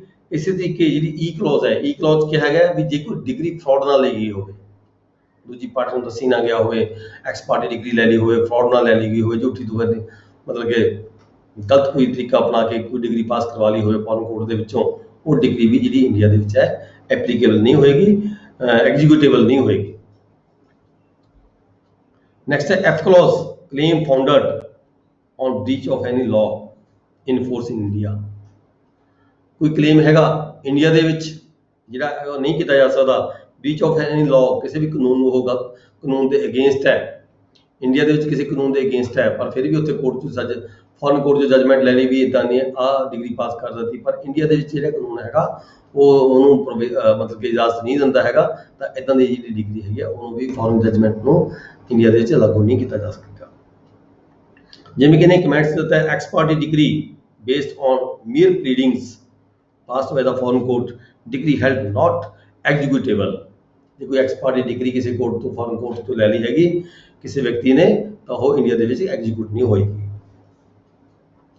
ਨੈਕਸਟ ਹੈ section 14 presumption as to the foreign judgments. ਕੀ ਪ੍ਰਜੂਮ ਕੀਤਾ ਜਾਏਗਾ ਫੋਰਨ ਜਜਮੈਂਟਸ ਨੂੰ? ਇਹ ਕਹਿੰਦਾ ਫੋਰਨ ਜਜਮੈਂਟ ਕੋਈ ਆਉਂਦੀ ਹੈ ਉਹਨੂੰ ਜਨਰਲ ਤੌਰ ਤੇ ਮਤਲਬ ਕਿ ਆਪਾਂ ਇਹ ਮੁੱਢਲੇ ਤੋਂ ਸਿਰੇ ਤੋਂ ਹੀ ਕਹਿੰਦੇ ਵੀ ਗਲਤ ਹੈਗੀ ਹੈ, ਪਰ ਜਦੋਂ ਪਾਰਟੀਆਂ ਕੇ ਸਾਨੂੰ ਕਲੇਮ ਕਰਦੀਆਂ ਨੇ, ਦੂਜੀਆਂ ਵਿਰੋਧੀ ਪਾਰਟੀਆਂ ਕੇ ਦੱਸਦੀਆਂ ਨੇ ਵੀ ਇਹ ਤਾਂ ਇਹ ਹੈ, ਫਿਰ ਦੇਖਣਾ ਹੈਗਾ ਵੀ ਜਿਹੜੀ ਜਜਮੈਂਟ ਹੈ ਇਹ ਗਲਤ ਹੈ, ਠੀਕ ਹੈ, ਇਹਨੂੰ ਐਗਜ਼ੀਕਿਊਟ ਕੀਤਾ ਜਾਣਾ ਜਾਂ ਨਹੀਂ ਕੀਤਾ ਜਾਣਾ। ਪਰ ਮੁੱਢਲੇ ਤੌਰ ਤੋਂ ਅਸੀਂ ਪ੍ਰਜ਼ੂਮ ਕਰਾਂਗੇ ਕਿਸੇ ਫੋਰਨ ਕੋਰਟ ਨੇ ਕੋਈ ਜਜਮੈਂਟ ਦਿੱਤੀ ਹੋਵੇ, ਅਸੀਂ ਉਹਨੂੰ ਮੁੱਢਲੇ ਤੌਰ ਤੇ ਕਹਾਂਗੇ ਵੀ ਇਹ ਠੀਕ ਹੈ, ਜਜਮੈਂਟ ਠੀਕ ਹੈਗੀ ਆ। pronounced by a court of competent jurisdiction unless the contrary appears on the record। ਜਦੋਂ ਤੱਕ ਉਹ ਆਪਾਂ ਨੂੰ ਸਾਬਤ ਨਾ ਕਰਦੀ ਹੋਵੇ ਵੀ ਗਲਤ ਹੈ, ਮਤਲਬ ਕਿ ਉੱਪਰੀ ਸੈਕਸ਼ਨ 13 ਦੇ ਵਿੱਚ ਦੇ ਅਧੀਨ ਕਿਤੇ ਆਉਂਦੀ ਹੈ, ਉਦੋਂ ਤੱਕ ਅਸੀਂ ਉਸ ਕੋਰਟ ਨੂੰ ਜਿਹੜੀ ਜਜਮੈਂਟ ਦਿੱਤੀ ਗਈ ਹੈ ਉਸ ਨੂੰ ਠੀਕ ਮੰਨਾਂਗੇ। ਠੀਕ ਹੈ ਜੀ। ਨੈਕਸਟ ਆ ਜਾਂਦਾ ਜਿਹੜਾ ਸੈਕਸ਼ਨ ਹੈ ਇਸ ਚੈਪਟਰ ਦਾ, ਪਲੇਸ ਆਫ ਸੂਇੰਗ। ਮੁਕੱਦਮਾ ਦਾਇਰ ਕਰਨ ਦਾ ਜਿਹੜਾ ਸਥਾਨ ਹੈ ਉਹ ਕਿਹੜਾ ਹੋਣਾ ਚਾਹੀਦਾ ਹੈ। ਠੀਕ ਹੈ, ਅਸੀਂ ਆਪਾਂ ਲਗਭਗ ਸਾਰੇ ਲੋਕਾਂ ਨੂੰ ਪਤਾ ਹੈਗਾ, ਅਸੀਂ ਕਾਫੀ ਲੰਬੇ ਸਮੇਂ ਤੋਂ ਇਸ ਜਿਹੜੇ ਹੈਗੇ ਰੈਵਨਿਊ ਦੇ ਨਾਲ ਕੰਸਰਨ ਜੁੜੇ ਹੋਏ ਹਾਂ, ਤੇ ਆਪਾਂ ਸਾਰੇ ਹੀ ਜਾਣਦੇ ਹਾਂ ਵੀ ਜਿੱਥੇ ਪ੍ਰਾਪਰਟੀ ਫਾਲ ਕਰਦੀ ਹੈ, ਜ਼ਿਆਦਾਤਰ ਅਸੀਂ ਦੇਖਦੇ ਹਾਂ ਵੀ ਜਿਸ ਪਿੰਡ ਦੀ ਪ੍ਰਾਪਰਟੀ ਹੈ ਉਸ ਪਿੰਡ ਦਾ ਕਿਹੜੀ ਕੋਰਟ ਹੈਗੀ ਆ, ਉਸ ਪਿੰਡ ਦਾ ਕੋਰਟ ਦੀ ਕਿਹੜੀ ਜ਼ਿਲ੍ਹਾ ਕੋਰਟ ਬਣਦੀ ਹੈ, ਕਿਹੜੀ ਛੋਟੀ ਕੋਰਟ ਬਣਦੀ ਹੈ। ਜਿਵੇਂ ਤਹਿਸੀਲ ਸਮਾਣਾ ਹੈ, ਤਹਿਸੀਲ ਨਾਭਾ ਹੈ, ਤਹਿਸੀਲ ਰਾਜਪੁਰਾ ਹੈ, ਉਹ ਜਿਹੜੀਆਂ ਪ੍ਰਾਪਰਟੀਆਂ ਹੈਗੀਆਂ ਨੇ ਉਹਦੇ ਜਿਹੜੇ ਮੁਕੱਦਮੇ ਨੇ ਉਹਨਾਂ ਕੋਰਟਾਂ 'ਚ ਜਿਹੜੀਆਂ ਉੱਥੇ ਡਿਸਟ੍ਰਿਕਟ ਕੋਰਟ ਦੀਆਂ ਸਬੋਰਡੀਨੇਟ ਕੋਰਟਸ ਕੰਮ ਕਰਦੀਆਂ ਨੇ ਉੱਥੇ ਦਾਇਰ ਕੀਤੇ ਜਾਂਦੇ ਨੇ। ਠੀਕ ਹੈ, ਇਸੇ ਤਰ੍ਹਾਂ ਜਿਹੜੀਆਂ ਅਪੀਲਾਂ ਹੁੰਦੀਆਂ ਨੇ ਉਹ ਜਿਹੜੀ ਵੀ ਡਿਸਟ੍ਰਿਕਟ ਕੋਰਟ ਹੁੰਦੀ ਹੈ ਜਾਂ ਐਡੀਸ਼ਨਲ ਸੈਸ਼ਨ ਜੱਜ ਹੁੰਦਾ ਹੈ ਜਿਹਨੂੰ ਅਪੀਲੈਂਟ ਦੀ ਜਿਹੜੀ ਅਥਾਰਟੀ ਦਿੱਤੀ ਜਾਂਦੀ ਹੈ ਉੱਥੇ ਦਾਇਰ ਕੀਤੇ ਜਾਂਦੇ ਨੇ। ਪਰ ਇੱਥੇ ਆ ਕੇ ਇਹ ਜਿਹੜੀ ਬੁੱਕ ਹੈਗੀ ਇਹਦੇ ਵਿੱਚ ਥੋੜ੍ਹਾ ਜਿਹਾ ਹੋਰ ਕਲੈਰੀਫਾਈ ਕੀਤਾ ਗਿਆ। ਵੈਸੇ ਆਪਾਂ ਸਾਰੇ ਲੋਕਾਂ ਨੂੰ ਪਤਾ ਜਨਰਲੀ ਤੌਰ ਤੇ ਵੀ ਕਿਹੜਾ ਮੁਕੱਦਮਾ ਕਿੱਥੇ ਦਾਇਰ ਹੋਏਗਾ। ਇੱਥੇ ਕੁਝ ਨਵੇਂ ਪੁਆਇੰਟਸ ਵਿੱਚ ਆ ਜਾਂਦੇ ਨੇ ਜਿਹਦੇ ਬਾਰੇ ਆਪਾਂ ਡਿਸਕਸ ਕਰਦੇ ਹਾਂ। Court in which suit is to be instituted, section 15 ਕਿਹੜੀ ਕੋਰਟ ਹੈ ਜਿੱਥੇ ਮੁਕੱਦਮਾ ਦਾਇਰ ਹੋਏਗਾ। Every suit shall be instituted in the court of the lowest grade competent to try. ਦੇਖੋ, ਜਦੋਂ ਲੋਐਸਟ ਕੋਰਟ ਜਿਹੜੀ ਹੈਗੀ ਹੈ ਉਸ ਮੁਕੱਦਮੇ ਨੂੰ ਸੁਣ ਸਕਦੀ ਹੈ ਤਾਂ ਸਿੱਧਾ ਜਾ ਕੇ ਸੈਸ਼ਨ ਕੋਰਟ ਦੇ ਵਿੱਚ ਤੁਸੀਂ ਜਿਹੜਾ ਮੁਕੱਦਮਾ ਫਾਈਲ ਨਹੀਂ ਕਰ ਸਕਦੇ। ਲੋਐਸਟ ਕੋਰਟ ਮਤਲਬ ਜੇ ਜੁਡੀਸ਼ੀਅਲ ਮੈਜਿਸਟ੍ਰੇਟ 3rd ਕਲਾਸ ਕੋਲੇ ਜਾਂ 2nd ਕਲਾਸ ਕੋਲੇ ਜਾਂ 1st ਕਲਾਸ ਕੋਲੇ ਮੁਕੱਦਮਾ ਸੁਣਨ ਦੀ ਪਾਵਰ ਹੈਗੀ ਹੈ ਤਾਂ ਤੁਸੀਂ ਐਡੀਸ਼ਨਲ ਸੈਸ਼ਨ ਜੱਜ ਦੀ ਕੋਰਟ ਦੇ ਵਿੱਚ ਜਾ ਕੇ ਮੁਕੱਦਮਾ ਦਾਇਰ ਨਹੀਂ ਕਰੋਗੇ। ਮਤਲਬ ਲੋਐਸਟ ਗ੍ਰੇਡ ਦੇ ਕੋਲੇ ਜਿਹੜਾ ਮੁਕੱਦਮਾ ਹੈਗਾ, ਵੈਸੇ ਤਾਂ ਦੇਖੋ ਸੈਸ਼ਨ ਕੋਰਟ ਦੇ ਵਿੱਚ ਐਪਲੀਕੇਸ਼ਨ ਦੇਣੀ ਹੁੰਦੀ ਹੈ। ਠੀਕ ਹੈ, ਅੱਗੇ ਉਹਨਾਂ ਨੇ ਟ੍ਰਾਂਸਫਰ ਕਰਕੇ ਜਿਹੜੀ ਕੰਸਰਨਡ ਆਫੀਸਰ ਹੈ, ਕੰਸਰਨਡ ਕੋਰਟ ਹੈ, ਉਹ ਜਿਹੜਾ ਮੁਕੱਦਮਾ ਭੇਜਣਾ ਹੁੰਦਾ ਹੈ ਸੈਸ਼ਨ ਕੋਰਟ ਵੱਲੋਂ ਜਾਂ ਐਡੀਸ਼ਨਲ ਸੈਸ਼ਨ ਜੱਜ ਚੀਫ ਜੁਡੀਸ਼ੀਅਲ ਮੈਜਿਸਟ੍ਰੇਟ ਵੱਲੋਂ ਸੀਜੀਐਮ ਜਿਹੜਾ ਹੈਗਾ ਕੰਸਰਨ ਹੁੰਦੇ ਆ ਵੀ ਕਿਹੜੀ ਕੋਰਟ ਜਿਹੜੀ ਡੀਲ ਕਰਦੇ ਆ, ਕਿਸ ਦੀ ਜੁਰਿਸਡਿਕਸ਼ਨ ਬਣਦੀ ਹੈ, ਕਿਹਦੀ ਪਿਕੂਨਰੀ ਜੁਰਿਸਡਿਕਸ਼ਨ ਬਣਦੀ ਹੈ ਤੇ ਕਿਹਦੀ ਟੈਰੀਟੋਰੀਅਲ, ਤੇ ਉਹਦੇ ਮੁਤਾਬਕ ਸੰਬੰਧਿਤ ਕੋਰਟ ਨੂੰ ਸੀਜੀਐਮ ਦੇ ਵੱਲੋਂ ਜਿਹੜਾ ਮੁਕੱਦਮਾ ਹੈਗਾ ਟ੍ਰਾਂਸਫਰ ਕੀਤਾ ਜਾਂਦਾ ਤੇ ਫਿਰ ਉਸ ਵੱਲੋਂ ਟਰਾਈ ਕੀਤਾ ਜਾਂਦਾ। ਇਹ 'ਚ ਕਮੈਂਟਸ ਕੀ ਹੈ ਜੀ? ਇਨ ਸੂਟ ਫਾਰ ਮੀਨ profits when High Court has no pecuniary jurisdiction. High Court was not justified in deciding question as mean profits as a preliminary issue. कुछ क्या है भी हाई कोर्ट थोड़ा जाके डिसाइड करेगी प्रीलिमिनरी इशू मीन प्रॉफिट के case दे ਤਾਂ lower court ਵੱਲੋਂ ਡਿਸਾਈਡ ਕੀਤਾ ਜਾਵੇਗਾ। ਠੀਕ ਹੈ ਜੀ, ਇਦਾਂ ਦਾ ਕੋਈ ਮੁਕੱਦਮਾ ਪਾਸ ਹੋਇਆ ਸੀ ਹਾਈ ਕੋਰਟ ਨੇ ਜਾ ਕੇ ਡਿਸਾਈਡ ਕੀਤੇ ਹੋਣੇ ਕਿਤੇ, ਤੇ ਇਹ ਨਹੀਂ ਉਸਨੇ ਮੰਨੇ ਹੈਗੇ। ਸੁਪਰੀਮ ਕੋਰਟ ਨੇ ਨਹੀਂ ਮੰਨਿਆ ਇਸ ਗੱਲ ਨੂੰ ਵੀ ਮੀਨ ਪ੍ਰੋਫਿਟ ਦੇ ਜਿਹੜੇ ਮੁਕੱਦਮੇ ਨੂੰ ਸੁਣਨ ਦੀ ਜਿਹੜੀ ਪੈਰਵਾਈ ਹੈ ਉਹ ਹਾਈ ਕੋਰਟ ਦਾ ਅਧਿਕਾਰ ਖੇਤਰ ਨਹੀਂ ਹੈਗਾ, ਉਹ ਛੋਟੀ ਕੋਰਟਾਂ ਦੇ ਅਧਿਕਾਰ ਖੇਤਰ ਜਾਂਦੀ ਹੈ। ਠੀਕ ਹੈ, ਸੁਪਰੀਮ ਕੋਰਟ ਨੇ ਇਹ ਆਪਣੀ ਜੱਜਮੈਂਟ ਦਿੱਤੀ ਹੈ ਵੀ ਹਾਈ ਕੋਰਟ ਦਾ ਨਹੀਂ ਦਾਇਰਾ ਬਣਦਾ। ਅੱਗੇ ਹੈਗਾ ਜੀ section 16, suit to be instituted where subject matter situate. ਜਿੱਥੇ ਸਬਜੈਕਟ ਮੈਟਰ ਸੈਚੂਏਟ ਕਰਦਾ ਹੋਵੇ, ਠੀਕ ਹੈ, ਉੱਥੇ ਮੁਕੱਦਮਾ ਦਾਇਰ ਹੋਏਗਾ। ਸਬਜੈਕਟ ਮੈਟਰ ਬਸ ਕਿਸੇ ਵਿਸ਼ੇ ਨੂੰ ਲੈ ਕੇ ਅਸੀਂ ਮੁਕੱਦਮਾ ਦਾਇਰ ਕਰ ਰਹੇ ਹਾਂ। ਉਹ ਸਬਜੈਕਟ ਮੈਟਰ ਕਿਹੜੀ ਸਿਟੀ 'ਚ ਪੈਂਦਾ, ਕਿੱਥੇ ਪੈਂਦਾ, ਕਿਹੜਾ ਏਰੀਆ ਪੈਂਦਾ, ਉੱਥੇ ਕਿਹੜੀ ਕੋਰਟ ਪੈਂਦੀ ਹੈ, ਉਸ ਕੋਰਟ 'ਚ ਮੁਕੱਦਮਾ ਦਾਇਰ ਹੋਏਗਾ।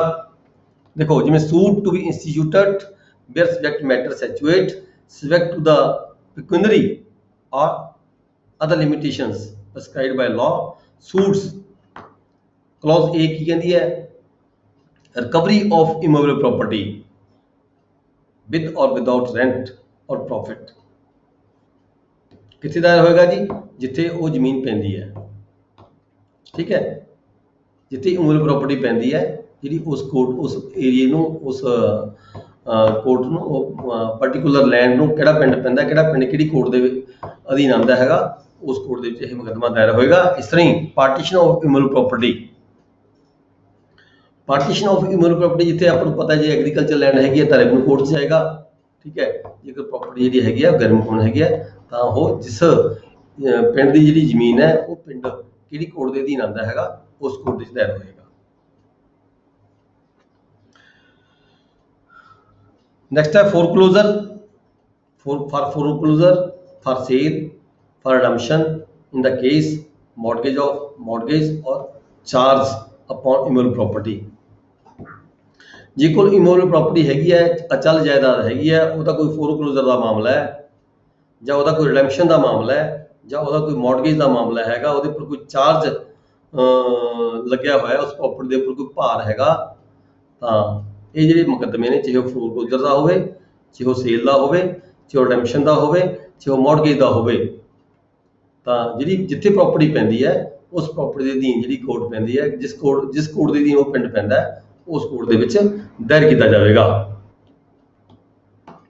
ਹੁਣ ਆਪਾਂ ਗੱਲ ਕਰਦੇ ਹਾਂ, ਇੱਥੇ ਦੇਖੋ ਫੋਰਕਲੋਜ਼ਰ, ਸੇਲ, ਰਿਡੈਂਪਸ਼ਨਸ, ਵੈਸੇ ਤਾਂ ਤੁਹਾਨੂੰ ਸਾਰਿਆਂ ਨੂੰ ਪਤਾ ਹੀ ਹੋਏਗਾ, ਡੈਫੀਨੇਸ਼ਨਸ ਹੈਗੀਆਂ ਨੇ ਕੁਝ। ਸੇਲ ਬਾਰੇ ਸਾਨੂੰ ਪਤਾ, ਰਿਡੈਂਪਸ਼ਨ ਦਾ ਕੀ ਹੁੰਦਾ। ਰਿਡੈਂਪਸ਼ਨ ਹੁੰਦੀ ਹੈ ਜਦੋਂ ਕੋਈ ਮੁਕੱਦਮਾ ਕੋਈ ਜ਼ਮੀਨ ਫੱਕ ਕਰਾਉਣ ਦੇ ਸੰਬੰਧੀ ਹੋਵੇ ਤਾਂ ਉਹਨੂੰ ਅਸੀਂ ਰਿਡੈਂਪਸ਼ਨ ਕਹਿੰਦੇ ਹਾਂ। ਮੌਰਗੇਜ ਦਾ ਪਤਾ ਹੀ ਹੈ ਸਾਰਿਆਂ ਨੂੰ। ਤਾਂ ਫੋਰਕਲੋਜ਼ਰ ਕਿ ਨਵਾਂ ਵਰਡ ਲੱਗਦਾ ਹੈ। ਫੋਰਕਲੋਜ਼ਰ ਕੀ ਹੁੰਦਾ ਹੈ? ਫੋਰਕਲੋਜ਼ਰ ਹੁੰਦਾ ਹੈ ਜਦੋਂ ਕਿਸੇ ਵਿਅਕਤੀ ਨੇ ਆਪਣੀ ਕਿਸੇ ਜਾਇਦਾਦ ਦੇ ਅਗੇਂਸਟ, ਠੀਕ ਹੈ, ਕਿਸੇ ਤੋਂ ਕੋਈ ਪੈਸਾ ਲਿਆ ਹੋਵੇ, ਕੋਈ ਉਧਾਰੀ ਲਈ ਹੋਵੇ ਤੇ ਪੈਸਾ ਉਹ ਮੋੜ ਨਾ ਸਕਦਾ ਹੋਵੇ, ਸਮੇਂ ਸਿਰ ਪੈਸਾ ਨਾ ਮੋੜਿਆ ਗਿਆ ਹੋਵੇ, ਤਾਂ ਉਹ ਫੋਰਕਲੋਜ਼ਰ ਕਹਿੰਦਾ ਵੀ ਭਾਈ ਜੋ ਆ ਜ਼ਮੀਨ ਜਿਹੜੀ ਮੈਂ ਤੈਨੂੰ ਦਿੱਤੀ ਸੀਗੀ, ਤੂੰ ਇਹ ਵੇਚ ਵੱਟ ਕੇ ਆਪਦੇ ਪੈਸੇ ਪੂਰੇ ਕਰ ਲੈ, ਤਾਂ ਉਸ ਨੂੰ ਅਸੀਂ ਫੋਰਕਲੋਜ਼ਰ ਕਹਿੰਦੇ ਹਾਂ। ਇਸੇ ਤਰ੍ਹਾਂ ਜਿਵੇਂ ਬੈਂਕਾਂ ਨੇ ਕੀ ਹੁੰਦਾ, ਬੈਂਕਾਂ ਤੋਂ ਲੋਨ ਲਿਆ ਹੁੰਦਾ ਕਿਸੇ ਵਿਅਕਤੀ ਨੇ, ਆਪਣਾ ਕੋਈ ਪ੍ਰੋਪਰਟੀ ਬੈਂਕ ਦੇ ਵਿੱਚ ਮੌਰਗੇਜ ਕਰਕੇ ਕੋਈ ਬੈਂਕ ਤੋਂ ਲੋਨ ਲਿਆ ਹੋਇਆ ਹੁੰਦਾ, ਜਦੋਂ ਉਹ ਲੋਨ ਪੂਰਾ ਅਦਾ ਨਹੀਂ ਕਰ ਸਕਦਾ ਹੁੰਦਾ ਤਾਂ ਬੈਂਕ ਦਾ ਕੀ ਹੁੰਦਾ, ਐਗਰੀਮੈਂਟ ਸਰਵਿਸ ਐਕਟ ਦੇ ਵਿੱਚ ਆ ਜਾਂਦਾ ਹੈ, ਤਾਂ ਬੈਂਕ ਉੱਥੇ ਆਪਦਾ ਫੱਟਾ ਲਗਾ ਦਿੰਦਾ ਹੈ, ਉੱਪਰ ਲਿਖਿਆ ਜਾਂਦਾ ਫੋਰਕਲੋਜ਼ਰ, ਠੀਕ ਹੈ, property belongs to the bank so and so. ਮਤਲਬ ਕਹਿੰਦਾ ਮਾਮਲਾ ਵੀ ਇਹ ਜਿਹੜਾ ਮਾਮਲਾ ਹੈਗਾ, ਇਹ ਨਿਬੇੜਨ ਦੀ ਖਾਤਰ, ਬੰਦ ਕਰਨ ਦੀ ਖਾਤਰ ਜਿਹੜਾ ਹੈਗਾ, ਇਹ ਜਿਹੜੀ ਪ੍ਰੋਪਰਟੀ ਉਹਦੀ ਇਹ ਬੈਂਕ ਨੇ, ਕੰਸਰਨਡ ਬੈਂਕ ਨੇ ਸਾਂਭ ਲਈ ਹੈ। ਉਹ ਬੈਂਕ ਵੀ ਸਾਂਭ ਸਕਦਾ ਹੈ, ਕੋਈ ਪ੍ਰਾਈਵੇਟ ਵਿਅਕਤੀ ਵੀ ਸਾਂਭ ਸਕਦਾ ਹੈ, ਜਿਹਨੇ ਗਹਿਣੇ ਤੇ ਲਈ ਹੋਈ ਪ੍ਰੋਪਰਟੀ ਉਹਦੀ ਮੌਰਗੇਜ ਵਿਦਆਊਟ ਪੋਜੈਸ਼ਨ ਜਾਂ ਵਿਦ ਪੋਜੈਸ਼ਨ ਲਈ ਹੋਈ ਹੋਵੇ, ਉਹਨੂੰ ਅਸੀਂ ਫੋਰਕਲੋਜ਼ਰ ਕਹਿੰਦੇ ਹਾਂ। ਜਦੋਂ ਵਿਚਕਾਰ ਸਾਰਾ ਕੁਝ ਬੰਦ ਕਰਕੇ ਵੇਚ ਵੱਟ ਕੇ ਉਹਦੇ ਪੈਸੇ ਪੂਰੇ ਕਰਨੇ ਹੁੰਦੇ ਆ, ਉਹਨੂੰ ਅਸੀਂ ਫੋਰਕਲੋਜ਼ਰ ਕਹਿੰਦੇ ਹਾਂ। ਠੀਕ ਹੈ ਜੀ। ਨੈਕਸਟ ਆ ਜਾਂਦੀ ਹੈ clause D, for the determination of any other right or interest in the immutable property। ਜਿਹੜੀ immutable property ਹੈ ਉਹਦੇ ਵਿੱਚ ਕੋਈ ਹੋਰ ਇੰਟਰਸਟ ਵੀ ਕਿਸੇ ਵਿਅਕਤੀ ਦੇ ਹੋ ਸਕਦੇ ਨੇ, ਠੀਕ ਹੈ। ਇੰਟਰਸਟ ਕਿਸੇ ਤਰ੍ਹਾਂ ਦੇ ਵੀ ਹੋ ਸਕਦੇ ਨੇ, ਕੋਈ ਗਹਿਣੇ ਦਾ ਇੰਟਰਸਟ ਹੋ ਸਕਦਾ ਹੈ, ਕੋਈ ਬਿੱਲ ਉਹਦੇ ਹੱਕ 'ਚ ਹੋਈ ਹੋ ਸਕਦੀ ਹੈ, ਠੀਕ ਹੈ। ਇੱਦਾਂ ਕਿਸੇ ਤਰ੍ਹਾਂ ਦਾ ਕੋਈ ਵੀ ਇੰਟਰਸਟ ਹੁੰਦਾ ਜਦੋਂ ਕੋਈ ਮੁਕੱਦਮਾ ਦਾਇਰ ਹੁੰਦਾ ਕਿਸੇ immutable property ਦੇ ਅਗੇਂਸਟ, ਤਾਂ ਆਪਾਂ ਦੇਖਦੇ ਹਾਂ ਵੀ ਉਸੇ ਏਰੀਆ ਦੇ ਵਿੱਚ ਜਿਹੜੀ ਕੋਰਟ ਦੇ ਵਿੱਚ ਉਹ ਪ੍ਰੋਪਰਟੀ ਫਾਲ ਕਰਦੀ ਹੈ, ਉਸੇ ਕੋਰਟ ਦੇ ਵਿੱਚ ਜਿਹੜਾ ਮੁਕੱਦਮਾ ਹੈ ਫਾਈਲ ਕੀਤਾ ਜਾਵੇਗਾ। Compensation for the wrong to the immovable property.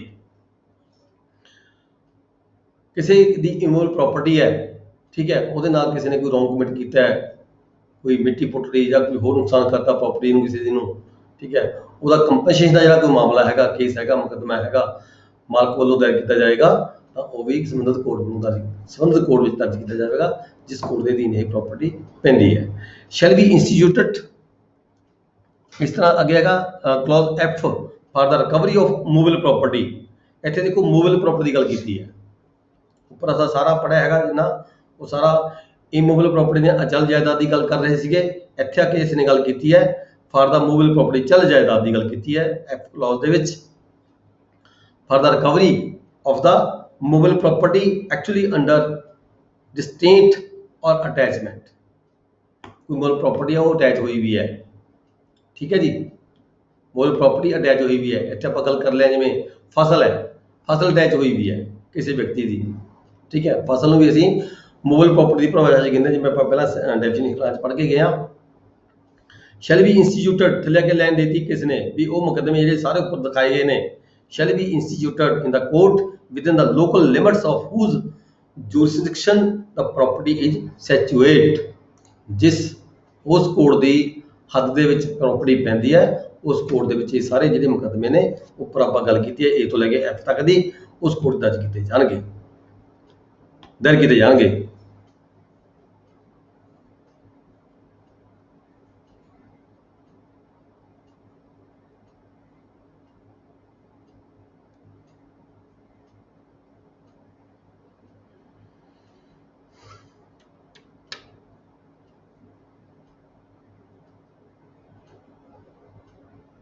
ਇੱਥੇ ਆ ਕੇ ਥੱਲੇ ਇੱਕ ਪ੍ਰੋਵੀਜ਼ਨ ਦੇਤੀ ਇਸਨੇ ਵੀ ਜੇ ਕਿਤੇ ਕੋਈ ਹੈਗਾ ਰਿਲੀਫ ਦਾ ਮਾਮਲਾ ਹੈਗਾ, ਕੰਪਨਸੇਸ਼ਨ ਦਾ ਮਾਮਲਾ ਹੈ ਜੀ, ਪੈਸੇ ਦੇ ਲੈਣ ਦੇਣ ਦੀ ਗੱਲ ਹੈਗੀ ਹੈ, ਤਾਂ ਇੱਥੇ ਅੱਗੇ ਪ੍ਰੋਵੀਜ਼ਨ ਦਿੱਤੀ ਹੈ ਵੀ whose jurisdiction the defendant actually voluntarily resides।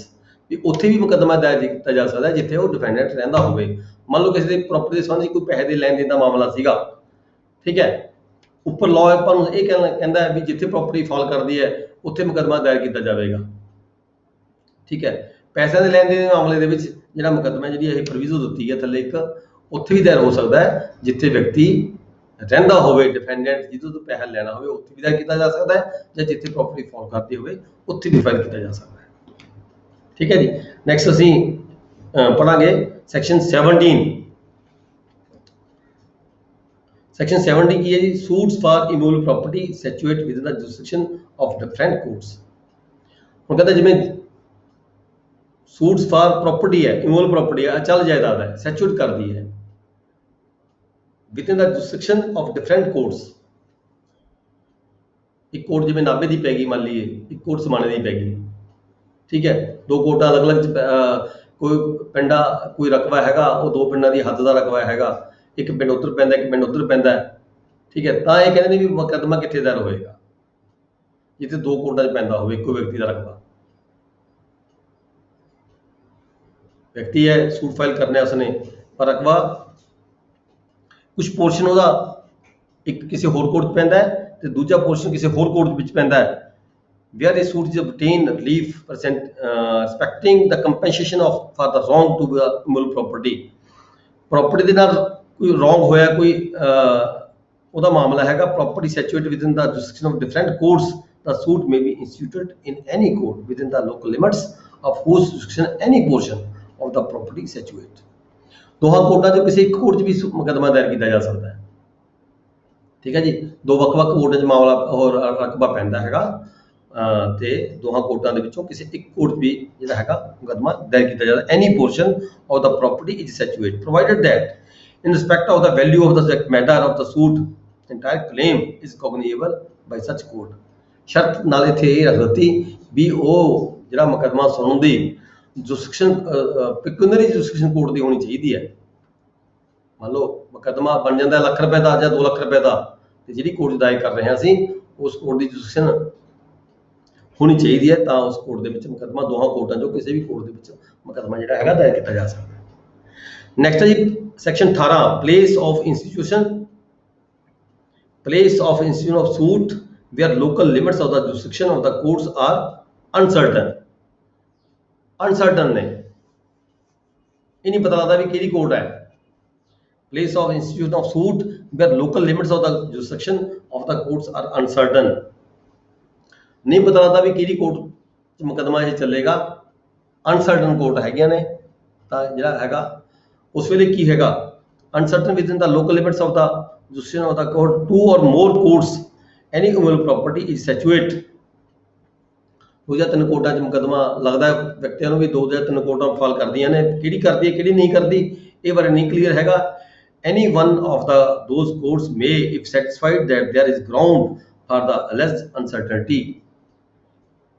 ਕੋਈ ਵੀ ਕੋਰਟ ਉਹਨਾਂ ਦੇ ਵਿੱਚੋਂ ਜਿੱਥੇ ਪਾਰਟੀ ਜਾਂਦੀ ਹੈ ਉੱਥੇ ਮੁਕੱਦਮਾ ਫਾਈਲ ਹੋਏਗਾ, ਪਰ ਕੋਰਟ ਨੇ ਦੇਖਣਾ ਵੀ ਗਰਾਊਂਡ ਵਾਕਈ ਸਹੀ ਹੈਗੀ ਹੈ। ਜਿਹੜੀਆਂ ਪਾਰਟੀਆਂ ਕਹਿ ਰਹੀਆਂ ਨੇ ਵੀ ਅਨਸਰਟਨ ਹੈ, ਵੀ ਵਾਕਈ ਕੀ ਅਨਸਰਟਨ ਹੈਗਾ। ਜੇ ਤਾਂ ਪਾਰਟੀ ਨੂੰ ਕਲੀਅਰ ਹੈਗਾ ਵੀ ਨਹੀਂ ਇਹ ਮੁਕੱਦਮਾ ਉੱਥੇ ਫਾਈਲ ਹੋਏਗਾ, ਇਹ ਮੁਕੱਦਮਾ ਉੱਥੇ ਫਾਈਲ ਹੋਏਗਾ, ਫਿਰ ਤਾਂ ਗੱਲ ਵੱਖਰੀ ਹੈ, ਫਿਰ ਨਹੀਂ ਕੋਰਟ ਇੰਟਰਟੇਨ ਕਰੇਗੀ।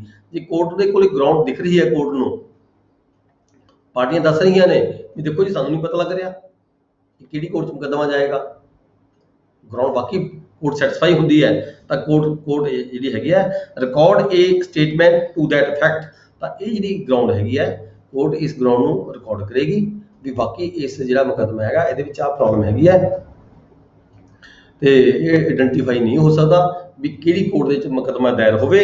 ਇਸ ਕਰਕੇ ਇਹ ਜਿਹੜੀ ਗਰਾਊਂਡ ਹੈਗੀ ਆਇਡੈਂਟੀਫਾਈ ਕਰਕੇ ਇਹ ਸਟੇਟਮੈਂਟ ਰਿਕਾਰਡ ਕਰਕੇ ਜਿਹੜੀ ਕੋਰਟ ਹੈਗੀ proceed to the entertain the and dispose the any suit. Court ਜਿਹੜੀ ਹੈਗੀ ਆ ਉਸ ਮੁਕੱਦਮੇ ਦੀ ਪੈਰਵਾਈ ਚਲਾਏਗੀ ਤੇ ਫਰਦਰ ਅੱਗੇ ਵਧੇਗੀ। Any suit relating to the property and its decree in the suit shall have the same effect. ਇਹ ਜਿਹੜੀ ਕੋਰਟ ਵੱਲੋਂ ਜਜਮੈਂਟ ਦਿੱਤੀ ਜਾਵੇਗੀ, ਡਿਗਰੀ ਪਾਸ ਕੀਤੀ ਜਾਵੇਗੀ, ਉਹਦਾ ਪੂਰਾ ਇਫੈਕਟ ਹੋਏਗਾ ਵੀ ਜਿਵੇਂ ਕਿ ਇਹ ਪਾਵਰ ਹੈਗੀ ਉਹਦੇ ਕੋਲੇ ਆਲਰੇਡੀ ਹੈਗੀ ਹੈ ਕੋਰਟ ਕੋਲੇ।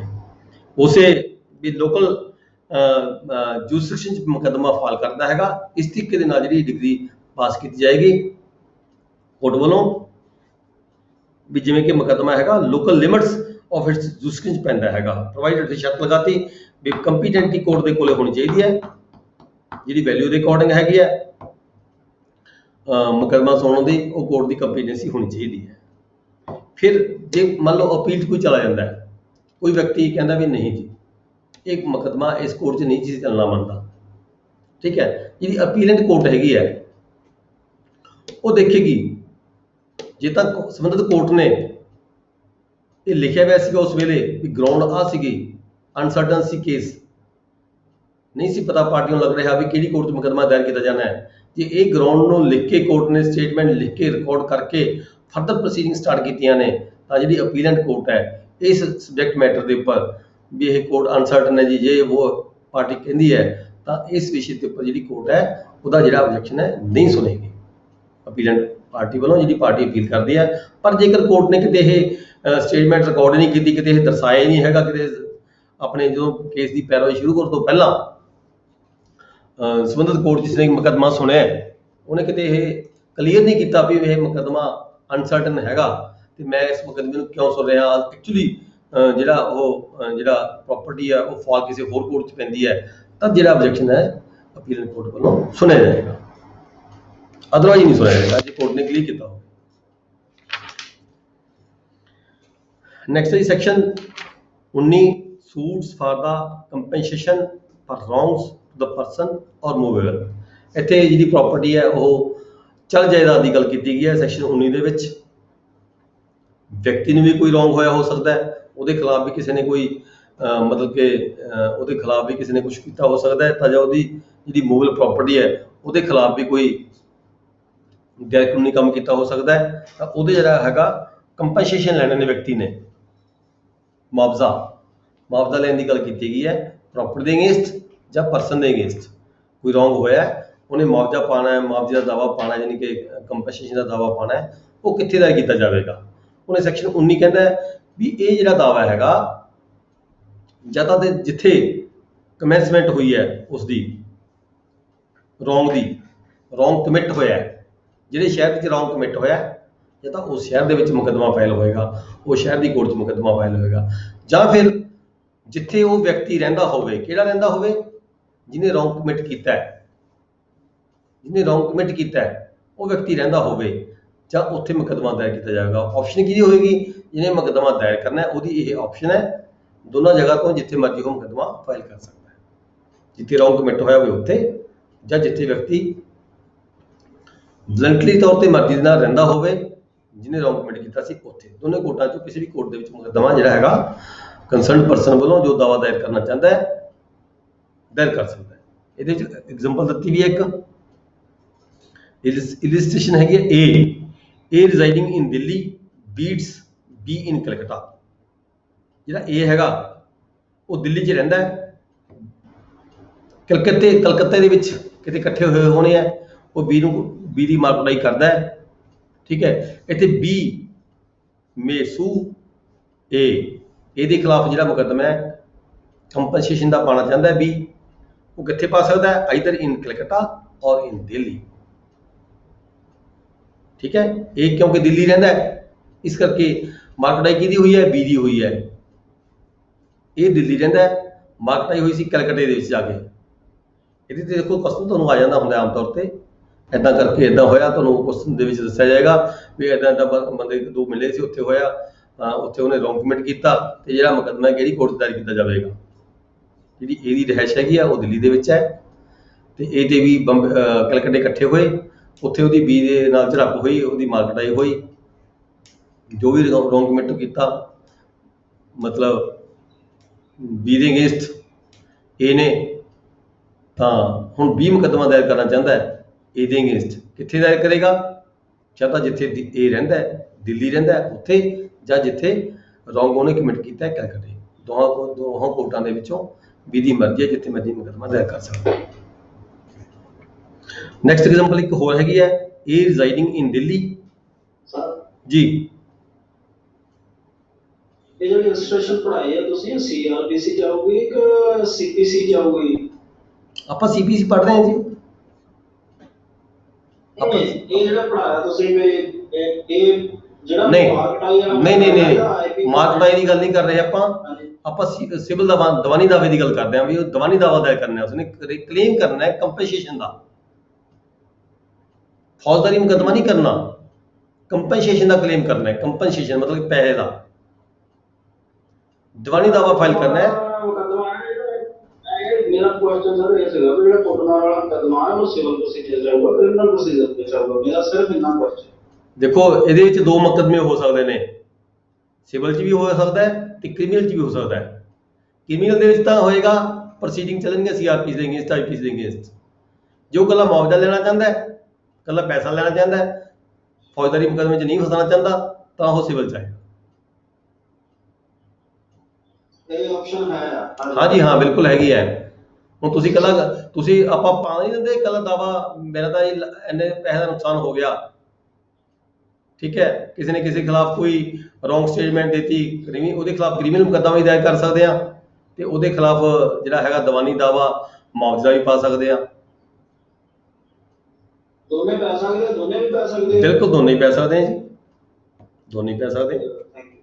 ਹਾਂਜੀ ਆਪਾਂ ਇੱਥੇ ਸੀਪੀਸੀ ਪੜ੍ਹ ਰਹੇ ਦੀਵਾਨੀ ਦਾਅਵੇ ਦੀ, ਕਿਸੇ ਨੇ ਕੰਪਨਸੇਸ਼ਨ ਦਾ ਮਾਮਲਾ ਦਾਵਾ ਦਾਇਰ ਕਰਨਾ ਹੈ। ਕੰਪਨਸੇਸ਼ਨ ਵੀ ਮੇਰਾ ਇੰਨਾ ਲਾਸ ਹੋਇਆ ਜੀ, ਠੀਕ ਹੈ, ਜਾਂ ਇਹਨੇ ਮੇਰੇ ਖਿਲਾਫ ਕੋਈ ਸਟੇਟਮੈਂਟ ਦਿੱਤੀ, ਗਲਤ ਦਿੱਤੀ, ਉਹਦੇ 'ਚ ਮੇਰਾ ਇੰਨਾ ਨੁਕਸਾਨ ਹੈ, ਮੇਰੀ ਜਿਹੜੀ ਰੈਪੂਟੇਸ਼ਨ ਸੀ ਉਹ ਖਰਾਬ ਹੋ ਗਈ, ਜਾਂ ਚਾਰ ਬੰਦੇ ਦੇ ਖਿਲਾਫ ਵਿੱਚ ਖੜ ਕੇ ਇਹਨੇ ਮੈਨੂੰ ਗਾਲਾਂ ਦਿੱਤੀਆਂ, ਮੇਰੀ ਰੈਪੂਟੇਸ਼ਨ ਵਿਗੜ ਗਈ, ਠੀਕ ਹੈ ਜੀ, ਇਹਨੇ ਮੰਦਾ ਚੰਗਾ ਬੋਲਿਆ ਮੈਨੂੰ, ਠੀਕ ਹੈ, ਮੇਰੀ ਰੈਪੂਟੇਸ਼ਨ ਦੇ ਖਿਲਾਫ ਕਾਰਵਾਈ ਹੋਈ, ਤਾਂ ਉਸ ਅਸੀਂ ਦੀਵਾਨੀ ਦਾਅਵੇ 'ਚ ਅਸੀਂ ਕੰਪਨਸੇਸ਼ਨ ਕਲੇਮ ਕਰ ਸਕਦੇ ਹਾਂ। ਜਿਵੇਂ ਤੁਸੀਂ ਦੇਖਿਆ ਆਮ ਤੌਰ ਤੇ ਪੋਲੀਟੀਕਲ ਵਿਅਕਤੀ ਹੈਗੇ ਆ, ਇੱਕ ਦੂਜੇ ਦੇ ਖਿਲਾਫ ਦਾਅਵਾ ਪਾਉਂਦੇ ਨੇ, ਮੁਆਵਜ਼ੇ ਦਾ ਦਾਅਵਾ ਪਾਉਂਦੇ ਨੇ, ਕੰਪਨਸੇਸ਼ਨ ਦਾ ਦਾਅਵਾ ਪਾਉਂਦੇ ਨੇ, ਠੀਕ ਹੈ ਜੀ, ਉਹਨੇ ਆਹ ਸਟੇਟਮੈਂਟ ਦਿੱਤੀ। ਦੈਨ ਹੈ ਜੀ ਅੱਗੇ ਇਹਦੇ ਵਿੱਚ ਇੱਕ ਹੈਗਾ ਹੋਰ ਜਿਹੜੀ ਐਗਜ਼ਾਮਪਲ ਹੈਗੀ ਹੈ ਬੀ, ਏ ਰਿਜ਼ਾਈਡਿੰਗ ਇਨ ਦਿੱਲੀ ਪਬਲਿਸ਼ਸ ਇਨ ਕਲਕੱਤਾ। ਕੋਈ ਸਟੇਟਮੈਂਟ ਦੀ ਗੱਲ ਆ ਗਈ, ਡੈਫਾਮੇਟਰੀ ਸਟੇਟਮੈਂਟ, ਡੈਫਾਮੇਟਰੀ ਸਟੇਟਮੈਂਟ ਦਿੱਤੀ ਹੈ ਕਿਸੇ ਵਿਅਕਤੀ ਨੇ, A residing in Delhi publishes in Calcutta statement defamatory of B, B ਦੀ ਬਦਨਾਮੀ ਕਰਨ ਦੀ ਖਾਤਰ, ਠੀਕ ਹੈ, ਕਲਕੱਤੇ ਜਾ ਕੇ ਕੋਈ ਸਟੇਟਮੈਂਟ ਦੇ ਦਿੰਦਾ ਹੈ, B ਮੇ ਸੂ A, ਇਹਦੇ ਖਿਲਾਫ ਜਿਹੜਾ B ਹੈਗਾ ਉਹ ਮੁਕੱਦਮਾ ਦਾਇਰ ਸਕਦਾ ਹੈ, ਕਲਕੱਤੇ ਵੀ ਕਰ ਸਕਦਾ ਹੈ ਤੇ ਦਿੱਲੀ 'ਚ ਵੀ ਦਾਇਰ ਕਰ ਸਕਦਾ ਹੈ, ਠੀਕ ਹੈ ਜੀ। ਨੈਕਸਟ ਹੈਗਾ section 20, other suits to be instituted where defendant resides or cause of action arises। ਹੋਰ ਮੁਕੱਦਮੇ ਦੀ ਗੱਲ ਕੀਤੀ ਹੈ ਇਸਨੇ, ਅਦਰ ਸੂਟਸ ਟੂ ਬੀ ਇੰਸਟੀਟਿਊਟਡ। ਉੱਪਰ ਆਪਾਂ ਮੁਕੱਦਮਾ ਪੜ੍ਹ ਰਹੇ ਸੀ, 19 ਨੰਬਰ ਸੈਕਸ਼ਨ ਪੜ੍ਹ ਰਹੇ ਸੀ, ਕੰਪਨਸੇਸ਼ਨ ਦੀ ਗੱਲ ਕਰ ਰਹੇ ਸੀ, ਇਕੱਲੀ ਕੰਪਨਸੇਸ਼ਨ ਦੀ। ਇੱਥੇ ਆ ਕੇ ਗੱਲ ਆ ਗਈ ਅਦਰ ਸੂਟਸ ਟੂ ਬੀ ਇੰਸਟੀਟਿਊਟਡ, ਜਿੱਥੇ ਕੋਈ ਇੰਟਰਸਟ ਦੀ ਗੱਲ ਹੋਵੇ, ਕੋਈ ਇੰਟਰਸਟ ਵਾਚ ਕਰਨਾ ਹੋਵੇ ਆਪਣਾ ਕਿਸੇ ਵਿਅਕਤੀ ਨੇ। Other suits to be instituted where defendants resides or cause of action arises, ਜਾਂ ਜਿੱਥੇ cause of action arise ਹੋਇਆ ਹੋਵੇ ਉੱਥੇ, ਜਾਂ ਜਿੱਥੇ ਡਿਫੈਂਡੈਂਟ ਰਹਿੰਦਾ ਹੋਵੇ ਉੱਥੇ। ਇਹ ਹੋਰ ਮੁਕੱਦਮੇ ਨੇ ਉਹ ਦਾਇਰ ਹੋ ਸਕਦੇ ਨੇ। ਕਿਵੇਂ ਕਿਵੇਂ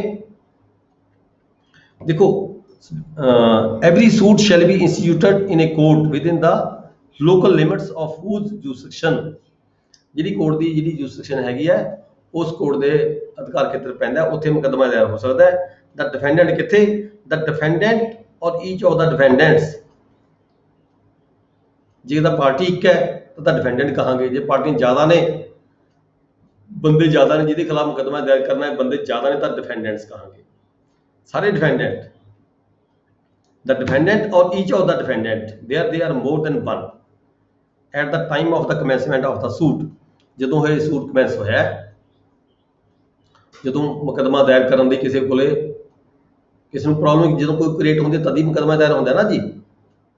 ਇਹ ਵੀ ਮੁਕੱਦਮਾ ਚਾਹੇ ਵਾਲਾ ਜਾ ਕੇ ਠਹਿਰ ਕੇ ਦਰਜ ਕਰੇ, ਫਾਈਲ ਕਰੇ, ਚਾਹੇ ਪਹਿਲਾਂ ਜਦੋਂ ਤੱਕ ਕੱਲ ਨੂੰ ਪਤਾ ਹੀ ਨਹੀਂ ਮੈਂ ਮੁਕੱਦਮਾ ਫਾਈਲ ਕਰਨਾ ਹੈ, ਕੋਈ ਜਿਵੇਂ ਹੁਣ ਕਿਸੇ ਨੇ ਐਗਰੀਮੈਂਟ ਕੀਤਾ ਹੈਗਾ ਪਾਰਟੀਆਂ ਨੇ ਆਪਸ ਦੇ ਵਿੱਚ, ਜਿੱਦਣ ਵਾਲਾ ਮੁੱਕਰ ਗਿਆ ਉਦੋਂ ਹੀ ਕਮੈਂਸ ਹੋਇਆ ਨਾ ਜੀ ਮੁਕੱਦਮਾ ਦਾਇਰ ਕਰਨਾ, ਜਿੱਦਣ ਵਾਲਾ ਮੁੱਕਰਿਆ ਉਸੇ ਦਿਨ ਹੀ ਕਮੈਂਸ ਹੋਇਆ। ਇਹਦਾ ਮਤਲਬ ਇੱਥੋਂ ਇਹ ਹੈਗਾ ਵੀ ਜਦੋਂ ਜਿਹੜਾ ਹੈਗਾ ਕਮੈਂਸਮੈਂਟ ਹੋਇਆ ਸੂਟ, ਉਸ ਵੇਲੇ ਪਾਰਟੀਆਂ ਕਿੱਥੇ ਰਹਿੰਦੀਆਂ ਸੀਗੀਆਂ। ਕਮੈਂਸਮੈਂਟ ਆਫ ਦਾ ਸੂਟ ਐਕਚੁਅਲੀ ਔਰ ਵੋਲੰਟਰੀ ਰਾਈਟਸ ਰੈਜ਼ਾਈਡਸ ਔਰ ਕੈਰੀਜ਼ ਔਨ ਦਾ ਬਿਜ਼ਨਸ, ਜਾਂ ਆਪਦਾ ਕੋਈ ਕੰਮਕਾਰ ਕਰਦੀਆਂ ਸੀਗੀਆਂ ਜਾਂ ਪਰਸਨਲੀ ਤੌਰ ਤੇ ਕੋਈ ਕੰਮ ਕਰ ਆਪਦਾ ਵਰਕ ਕਰਦੀਆਂ ਨੇ ਫਾਰ ਦਾ ਮਤਲਬ ਕਿ ਆਪਦੀ ਰੋਜੀ ਰੋਟੀ ਦੇ ਲਈ,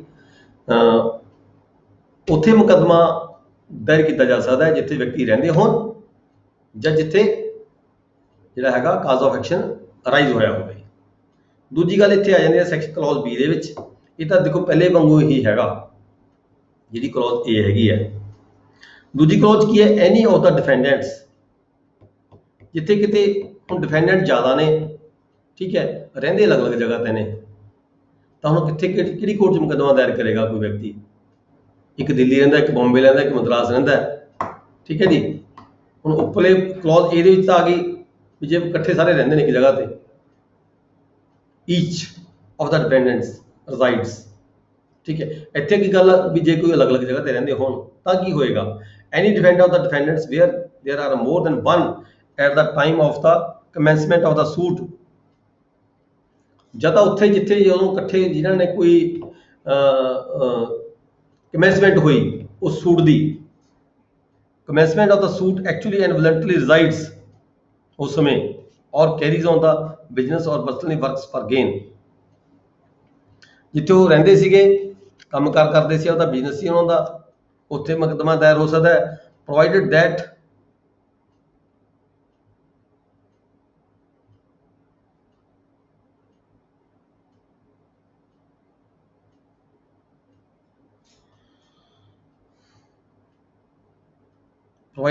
in such case either the leave of the court is given or defendants who do not reside or carry on the business or personally works for gain as aforesaid requesee in such institutions। ਉਹ ਕਹਿੰਦਾ ਵੀ ਜਿੱਥੇ ਵੀ ਕੋਈ ਇੱਕ ਡਿਫੈਂਡੈਂਟ ਰਹਿੰਦਾ ਹੋਵੇ, ਠੀਕ ਹੈ, ਜਿੱਥੇ ਵੀ ਕੋਈ ਇੱਕ ਡਿਫੈਂਡੈਂਟ ਰਹਿੰਦਾ ਹੋਵੇ ਉਸ ਕੋਰਟ ਦੇ ਵਿੱਚ ਜਿਹੜਾ ਹੈਗਾ ਮੁਕੱਦਮਾ ਫਾਈਲ ਕੀਤਾ ਜਾ ਸਕਦਾ ਹੈ with the consent of the court.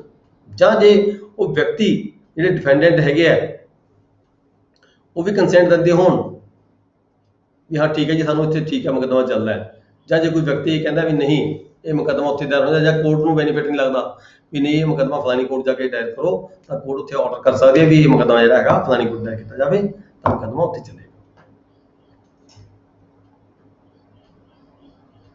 ਜਾਂ ਫਿਰ ਜਿੱਥੇ ਕਾਜ਼ ਆਫ ਐਕਸ਼ਨ ਹੈ, ਕਾਜ਼ ਆਫ ਐਕਸ਼ਨ ਹੈ, ਇਹ ਜ਼ਰੂਰੀ ਨਹੀਂ ਵੀ ਕਾਜ਼ ਆਫ ਐਕਸ਼ਨ ਇੱਕੋ ਜਗ੍ਹਾ ਤੇ ਹੋਇਆ ਹੋਵੇ, ਕਾਜ਼ ਆਫ ਐਕਸ਼ਨ ਦੀਆਂ ਦੋ ਜਗ੍ਹਾ ਵੀ ਹੋ ਸਕਦੀਆਂ ਨੇ, ਠੀਕ ਹੈ। ਜਿੱਥੇ ਕਾਜ਼ ਆਫ ਐਕਸ਼ਨ ਅਰਾਈਜ਼ ਹੋਇਆ ਹੋਵੇ, ਹੋਲੀ ਹੋਇਆ ਹੋਵੇ ਜਾਂ ਇਨ ਪਾਰਟ ਹੋਇਆ ਹੋਵੇ, ਉੱਥੇ ਵੀ ਦੋਹਾਂ ਥਾਂ ਤੇ ਵੀ ਕਿਤੇ ਮੁਕੱਦਮਾ ਜਿਹੜਾ ਦਾਇਰ ਕੀਤਾ ਜਾ ਸਕਦਾ ਹੈ। ਜਿਵੇਂ ਆਪਾਂ ਇੱਕ ਐਗਜ਼ਾਮਪਲ ਪੜ੍ਹ ਲੈਣੇ ਆ, ਇਲਿਸਟ੍ਰੇਸ਼ਨ ਹੈਗੀ ਹੈ ਜੀ, ਉੱਥੋਂ ਤੁਹਾਨੂੰ ਹੋਰ ਕਲੀਅਰ ਹੋ ਜਾਏਗਾ, ਕਿਉਂਕਿ ਜਿਹੜਾ ਕੁਐਸਚਨ ਆ ਜਾਂਦਾ ਕਈ ਵਾਰੀ ਇਦਾਂ ਤੋੜ ਮਰੋੜ ਕੇ ਆਉਂਦਾ ਹੈ, ਆਪਾਂ ਨੂੰ ਨਹੀਂ ਸਮਝ ਲੱਗਦੀ ਹੈਗੀ। ਐਗਜ਼ਾਮਪਲ ਪੜ੍ਹਨ ਦੇ ਨਾਲ ਹੋਰ ਕਲੀਅਰ ਹੋ ਜਾਂਦਾ ਹੈ। A is a tradesman in Calcutta, B carries on business in Delhi। ਇਹ ਹੈ ਕੋਈ ਟ੍ਰੇਡਮੈਨ ਹੈਗਾ, ਕਲਕੱਤੇ 'ਚ ਬਿਜ਼ਨਸ ਕਰਦਾ ਆਪਦਾ। B carries on business in Delhi, ਜਿਹੜਾ B ਵਿਅਕਤੀ ਹੈਗਾ ਉਹ ਆਪਦਾ ਦਿੱਲੀ ਕੰਮ ਕਰਦਾ ਹੈ, ਠੀਕ ਹੈ ਜੀ।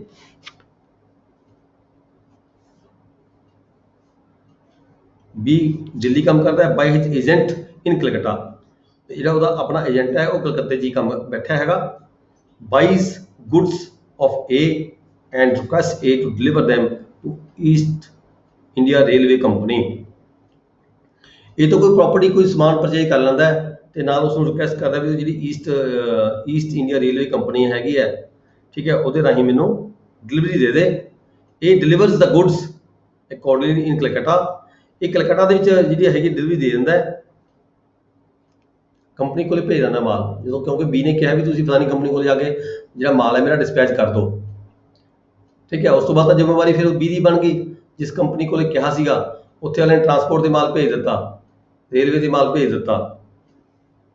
ਅਕੋਰਡਿੰਗ ਕਲਕੱਤਾ ਏ ਮੇ ਸੂ, ਹੁਣ ਦੋਹਾਂ ਦਾ ਡਿਸਪਿਊਟ ਪੈ ਜਾਂਦਾ ਕਿਸੇ ਗੱਲ ਨੂੰ ਲੈ ਕੇ। A may sue B for the price of goods either in Calcutta, ਜਾਂ ਤਾਂ ਉਹ ਕਲਕੱਤੇ 'ਚ ਸੂਟ ਫਾਈਲ ਕਰ ਸਕਦਾ ਹੈ ਜਿੱਥੇ ਕਿ ਬੀ ਰਹਿੰਦਾ ਸੀਗਾ, where the cause of action has arisen, or in Delhi where B carries on business, ਜਿੱਥੇ B ਜਿਹੜਾ ਆਪਦਾ ਕਾਰੋਬਾਰ ਕਰਦਾ ਹੈ ਉੱਥੇ ਵੀ ਮੁਕੱਦਮਾ ਦਾਇਰ ਕੀਤਾ ਜਾ ਸਕਦਾ ਹੈ A ਵੱਲੋਂ, ਜਦੋਂ ਜਿਹੜਾ ਪੈਸਿਆਂ ਦਾ ਲੈਣ ਦੇਣ ਦੇ ਵਿੱਚ ਪੂਰਾ ਨਹੀਂ ਉਤਰਦੇ ਹੈਗੇ ਆਪਸ 'ਚ। ਫਿਰ ਐਗਜ਼ਾਮਪਲ B ਹੈਗੀ ਹੈ, ਇਹਦੇ ਵਿੱਚ ਕੀ ਹੈ, A resides in Shimla, B at Calcutta and C इन दिल्ली। एक शिमले रहता है जी, दूजा कलकत्ते रहता है, तीजा हैगा दिल्ली च रहता है। A, B and C being together at Banaras. तिन्ने बंदे, एक शिमले का, एक कलकत्ते का, एक दिल्ली का, तिन्ने बंदे बनारस इकट्ठे होंगे हैं, बनारस इकट्ठे होंगे हैं। B and C make a joint promissory note payable on demand. B ਤੇ C ਜਿਹੜੇ ਹੈਗੇ ਨੇ ਇੱਕ ਨੋਟ ਪਰ ਨੋਟ ਭਰਦੇ ਨੇ ਇਹਦੇ ਨਾਲ। B ਤੇ C ਇਕੱਠੇ ਹੋ ਕੇ ਕੋਈ ਐਗਰੀਮੈਂਟ ਕਰਦੇ ਨੇ ਇਹਦੇ ਨਾਲ ਤੇ ਇੱਕ ਪਰ ਨੋਟ ਭਰਿਆ ਜਾਂਦਾ ਹੈ ਦੋਹਾਂ ਵੱਲੋਂ ਇਕੱਠੇ ਤੌਰ ਤੇ ਇਹਦੇ ਨਾਲ। Joint promissory note payable on demand and deliver it to A। ਇਹਨੂੰ ਦੇ ਦਿੰਦੇ ਆ, ਠੀਕ ਹੈ ਵੀ ਇੰਨੇ ਪੈਸੇ ਅਸੀਂ ਤੇ ਤੋਂ ਜਿਹੜੇ ਲੈਣੇ ਆ ਤੇਰੇ ਅਸੀਂ ਦੇਣੇ ਹੈਗੇ। A may sue B and C at Banaras. देखो जो इन्हें हम मुकदमा दायर किया, पैसे तो पूरे नहीं उतरे, ये जो मुकदमा दायर कर सकता कितने जिथे वो इकट्ठे हुए तिने बंदे, बनारस ही मुकदमा दायर कर सकता है। हुण देखो B ते C अलग अलग जगह पर रह रहे हैं, ठीक है। Where the cause of action arise he may also sue them at Calcutta where B resides. वो मुकदमा बनारस भी दायर कर सकता है, वो मुकदमा कलकत्ते भी दायर कर सकता है और एट दिल्ली भी दायर कर सकता है वेयर C रिजाइड्स। ਉਹਦੇ ਕੋਲ ਤਿੰਨ ਆਪਸ਼ਨਸ ਆ ਗਈਆਂ।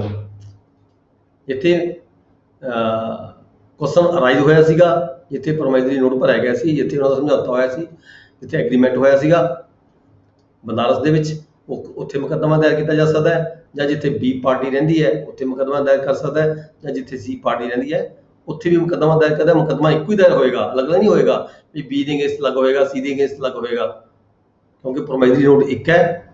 ਇਸ ਕਰਕੇ ਜਿਹੜੀ ਉਹਦੀ ਆਪਸ਼ਨ ਹੈਗੀ ਹੈ ਤਿੰਨ ਜਗ੍ਹਾ ਤੇ ਉਹ ਮੁਕੱਦਮਾ ਦਾਇਰ ਕਰ ਸਕਦਾ ਹੈਗਾ। ਇਹਦਾ ਮਤਲਬ ਇਹ ਹੋਇਆ ਵੀ ਐਪਲੀਕੈਂਟ ਆਪਣੀ ਰਿਹਾਇਸ਼ ਤੇ ਨਹੀਂ ਕਰ ਸਕਦਾ ਨਾ। ਆਪਾਂ ਦੇਖਦੇ ਆ ਵੀ ਨੈਚੁਰਲ ਜਸਟਿਸ ਦਾ ਇਹ ਹੋਣਾ ਚਾਹੀਦਾ ਵੀ ਜਿੱਥੇ ਬੰਦਾ ਰਹਿੰਦਾ ਹੋਵੇ ਉੱਥੇ ਹੋਣਾ ਚਾਹੀਦਾ ਹੈ ਨਾ। ਇਹ ਜਿਹੜਾ ਹੈਗਾ ਇਹ ਆਏਗਾ ਤੁਹਾਨੂੰ ਮੈਰਿਜ ਐਕਟ ਦੇ ਵਿੱਚ, ਜਿਹੜੇ ਹੈਗੇ ਨੇ ਨਾ ਡਾਈਵੋਰਸ ਦੇ ਮੁਕੱਦਮੇ ਹੁੰਦੇ ਨੇ, ਠੀਕ ਹੈ। ਮੈਰਿਜ ਐਕਟ ਜਿਹੜਾ ਹੈਗਾ ਉਹ ਲਾਗੂ ਹੁੰਦਾ ਹੈ, ਉਹਦੇ ਵਿੱਚ ਜਿਹੜਾ ਹੈਗਾ ਵੀ ਜਿਹੜੀਆਂ ਲੜਕੀਆਂ ਹੈਗੀਆਂ ਨੇ ਉਹ ਮੁਕੱਦਮਾ ਦਾਇਰ ਕਰ ਸਕਦੀਆਂ ਜਿੱਥੇ ਉਹ ਆਪ ਰਹਿੰਦੀ ਹੋਵੇ। ਮੁਕੱਦਮੇ ਇੱਥੇ ਕੀ ਹੁੰਦਾ ਹੈ, ਇੱਥੇ ਕੀ ਹੈ, ਇੱਥੇ ਉਹ ਵਿਅਕਤੀ ਤੋਂ ਪੈਸਾ ਲੈਣਾ ਹੈ ਜਿਹਦੇ ਖਿਲਾਫ ਮੁਕੱਦਮਾ ਦਾਇਰ ਹੋਣਾ ਹੈ, ਉਹਨੂੰ ਕੋਰਟਾਂ ਵੱਲੋਂ ਉੱਥੇ ਸਮਨਿੰਗ ਭੇਜਣ ਦੀ ਆਸਾਨੀ ਹੈ, ਉੱਥੇ ਉਹਦੀ ਪ੍ਰੋਪਰਟੀ ਆਇਡੈਂਟੀਫਾਈ ਕਰਨ 'ਚ ਆਸਾਨੀ ਹੈ, ਠੀਕ ਹੈ। ਇਸ ਕਰਕੇ ਕਈ ਪੱਖ ਦੇਖੇ ਜਾਂਦੇ ਨੇ ਵੀ ਇਹ ਜਿਹੜਾ ਕਾਨੂੰਨ ਕਿਉਂ ਬਣਾਇਆ ਗਿਆ ਹੈਗਾ। ਨੈਚੁਰਲ ਤੌਰ ਤੇ ਆਪਾਂ ਜਨਰਲੀ ਤੌਰ ਤੇ ਜਦੋਂ ਆਪਾਂ ਦੇਖਦੇ ਹਾਂ ਵੀ ਹਾਂ ਯਾਰ ਮੁਕੱਦਮਾ ਤਾਂ ਦਾਇਰ ਉੱਥੇ ਹੋਣਾ ਚਾਹੀਦਾ ਜਿੱਥੇ ਬੰਦਾ ਖੁਦ ਰਹਿੰਦਾ ਹੋਵੇ, ਪਰ ਨਹੀਂ। ਇੱਥੇ ਇਹ ਦੇਖਿਆ ਜਾਂਦਾ ਪੱਖ ਕੀ ਹੈ ਵੀ ਜਿੱਥੋਂ ਰਿਕਵਰੀ ਕਰਨੀ ਹੈ ਉਹ ਕੋਰਟ ਨੂੰ ਆਇਡੈਂਟੀਫਾਈ ਕਰਨਾ ਸੌਖਾ ਹੈ ਵੀ ਇਹ ਬੰਦਾ ਕਿੱਥੇ ਰਹਿੰਦਾ, ਉਹਨੂੰ ਸਮਨਿੰਗ ਕਰਨੀ ਸੌਖੀ, ਉਹਨੂੰ ਬੁਲਾਉਣਾ ਸੌਖਾ ਹੈ, ਉਹਦੀ ਪ੍ਰੋਪਰਟੀ ਆਇਡੈਂਟੀਫਾਈ ਕਰਨੀ ਸੌਖੀ ਹੈ, ਉਹਦੀ ਐਗਜ਼ੀਕਿਊਸ਼ਨ ਕਰਨੀ ਸੌਖੀ ਹੈ। ਇਸ ਕਰਕੇ ਮੁਕੱਦਮਾ ਉੱਥੇ ਦਾਇਰ ਕੀਤਾ ਜਾਂਦਾ ਜਿੱਥੇ ਵਿਅਕਤੀ ਜਿਹੜਾ ਡਿਫੈਂਡੈਂਟ ਹੈ ਉਹ ਰਹਿੰਦਾ ਹੋਵੇ, ਠੀਕ ਹੈ ਜੀ। ਨੈਕਸਟ ਅਸੀਂ ਪੜਾਂਗੇ ਸੈਕਸ਼ਨ 21 ਚ ਕੀ ਜੀ, ਆਬਜੈਕਸ਼ਨਸ ਟੂ ਦ ਜੁਰਿਸਡਿਕਸ਼ਨ। ਦੇਖੋ ਆਪਾਂ ਪਹਿਲਾਂ ਵੀ ਗੱਲ ਕਰੀ ਸੀਗੀ ਅਧਿਕਾਰ ਖੇਤਰ, ਜੁਰਿਸਡਿਕਸ਼ਨ ਅਧਿਕਾਰ ਖੇਤਰ ਨੂੰ ਗੱਲ ਕਰਕੇ ਕਰਦੇ ਹਾਂ ਵੀ ਜਿਹੜੇ ਆਬਜੈਕਸ਼ਨਸ ਨੇ ਅਧਿਕਾਰ ਖੇਤਰ ਦੇ ਜਿਹੜੇ ਇਤਰਾਜ਼ ਹੈਗੇ ਆ ਉਹ ਪਾਰਟੀਆਂ ਵੱਲੋਂ ਕਿਹੜੀ ਕਿਹੜੀ ਸਟੇਜ ਤੇ ਲਗਾਏ ਜਾ ਸਕਦੇ ਨੇ। ਜਨਰਲ ਰੂਲ ਕੀ ਕਹਿੰਦਾ, ਜਨਰਲ ਰੂਲ ਇਹ ਹੈਗਾ ਵੀ ਜਦੋਂ ਕੋਈ ਮੁਕੱਦਮਾ ਕਿਸੇ ਪਾਰਟੀ ਵੱਲੋਂ ਦਾਇਰ ਕੀਤਾ ਜਾਂਦਾ ਹੈ, ਪਲੇਂਟ ਫਾਈਲ ਕੀਤੀ ਜਾਂਦੀ ਹੈ, ਐਪਲੀਕੇਸ਼ਨ ਫਾਈਲ ਕੀਤੀ ਜਾਂਦੀ ਹੈ, ਠੀਕ ਹੈ ਜੀ, ਤਾਂ ਦੂਜੀ ਪਾਰਟੀ ਉਹਦੀ ਰਿਟਨ ਸਟੇਟਮੈਂਟ ਦਿੰਦੀ ਹੈ, ਜਵਾਬ ਦਾਵਾ ਦਿੰਦੀ ਹੈ, ਜਿਹਨੂੰ ਆਪਾਂ ਜਵਾਬ ਦਾਵਾ ਕਹਿ ਦਈਏ, ਠੀਕ ਹੈ। ਇੰਗਲਿਸ਼ 'ਚ ਅਸੀਂ ਰਿਟਨ ਸਟੇਟਮੈਂਟ ਕਹਿ ਦਿੰਦੇ ਹਾਂ ਉਸਨੂੰ। ਜਦੋਂ ਪਾਰਟੀ ਰਿਟਨ ਸਟੇਟਮੈਂਟ ਦਿੰਦੀ ਹੈ, ਜਵਾਬ ਦਾਵਾ ਦਿੰਦੀ ਹੈ, ਰਿਪਲਾਈ ਦਿੰਦੀ ਹੈ ਆਪਣੀ, ਤਾਂ ਉਸੇ ਸਟੇਜ ਦੇ ਉੱਪਰ ਜਿਹੜਾ ਅਧਿਕਾਰ ਖੇਤਰ ਦਾ ਮਾਮਲਾ ਹੈ ਇਨੀਸ਼ੀਅਲ ਸਟੇਜ ਤੇ ਹੀ ਜਿਹੜਾ ਹੈਗਾ ਉਠਾਇਆ ਜਾਣਾ ਬਣਦਾ ਹੈ। ਜੇਕਰ ਉੱਥੇ ਤੁਸੀਂ ਨਹੀਂ ਉਠਾਉਂਦੇ ਤਾਂ ਫਿਰ ਤੁਸੀਂ ਇਨ ਬਿਟਵੀਨ ਜਾ ਕੇ ਜਦੋਂ ਇਸ਼ੂ ਫਰੇਮ ਹੋ ਰਹੇ ਨੇ ਜਾਂ ਐਵੀਡੈਂਸਿਸ ਹੋ ਰਹੀਆਂ ਨੇ ਉਸ ਸਟੇਜ ਤੇ ਜਾ ਕੇ ਜਿਹੜਾ ਤੁਸੀਂ ਅਧਿਕਾਰ ਖੇਤਰ ਦਾ ਜਿਹੜਾ ਮਾਮਲਾ ਹੈਗਾ ਉਹ ਨਹੀਂ ਉਠਾ ਸਕਦੇ, ਕਿਉਂਕਿ ਜੇ ਅਧਿਕਾਰ ਖੇਤਰ ਕੋਰਟ ਨੂੰ ਮੁਕੱਦਮਾ ਸੁਣਨ ਦਾ ਹੈਗਾ ਤਾਂ ਹੀ ਕੋਰਟ ਮੁਕੱਦਮਾ ਸੁਣੇਗੀ। ਜੇ ਮੁਕੱਦਮਾ ਤਾਂ ਚਾਲੂ ਕਰ ਲਿਆ ਤੁਸੀਂ ਉਸ ਵੇਲੇ ਤਾਂ ਤੁਸੀਂ ਕੁਐਸਚਨ ਰਾਈਜ਼ ਨਹੀਂ ਕੀਤਾ ਵੀ ਤੁਹਾਡਾ ਅਧਿਕਾਰ ਖੇਤਰ ਨਹੀਂ ਬਣਦਾ, ਠੀਕ ਹੈ। ਉਸ ਵੇਲੇ ਤਾਂ ਤੁਹਾਨੂੰ ਪਤਾ ਸੀਗਾ ਵੀ ਜਦੋਂ ਅਧਿਕਾਰ ਖੇਤਰ ਬਣਦਾ ਜਾਂ ਨਹੀਂ ਬਣਦਾ ਕਿਸੇ ਕੋਰਟ ਦਾ, ਤੇ ਫਿਰ ਇਨ ਬਿਟਵੀਨ ਜਾ ਕੇ ਫਾਈਨਲ ਸਟੇਜ ਤੇ ਜਾ ਕੇ ਇਨ ਬਿਟਵੀਨ ਜਾ ਕੇ ਤੁਸੀਂ ਜਿਹੜਾ ਹੈਗਾ ਆਬਜੈਕਸ਼ਨ ਦਾ ਹੈਗਾ ਅਧਿਕਾਰ ਖੇਤਰ ਦਾ ਜੁਰਿਸਡਿਕਸ਼ਨ ਦਾ ਨਹੀਂ ਉਠਾਇਆ ਜਾ ਸਕਦਾ। ਨੋ ਆਬਜੈਕਸ਼ਨ ਕਲੌਜ਼ 1 'ਚ ਕੀ ਕਹਿੰਦਾ ਹੈ, ਸਬਸੈਕਸ਼ਨ 1 'ਚ no objection as to the place of suing shall be allowed by any appellant court or divisional court। देखो ये गल कर दी है कि अपीलेंट कोर्ट की, अपीलेंट कोर्ट ज्यादा मुकदमा सूट फाइल जो डिसीजन हो चुका है, ट्रायल कोर्ट के फैसला हो चुका है। ट्रायल कोर्ट फैसला होने तो बाद जो कोई अपीलेंट कोर्ट है या रिविजन कोर्ट हैगी है, वो व्यक्ति दूजा जो जिन्हें अगेंस्ट फाइल हो रहा है, मतलब कि वो जाता है जिन्हें अगेंस्ट कोई ऑर्डर पास होया हो, जो अपीलेंट कोर्ट या रिविजन कोर्ट जाता है, unless such objections was taken in the court of first instance at the earliest possible opportunity.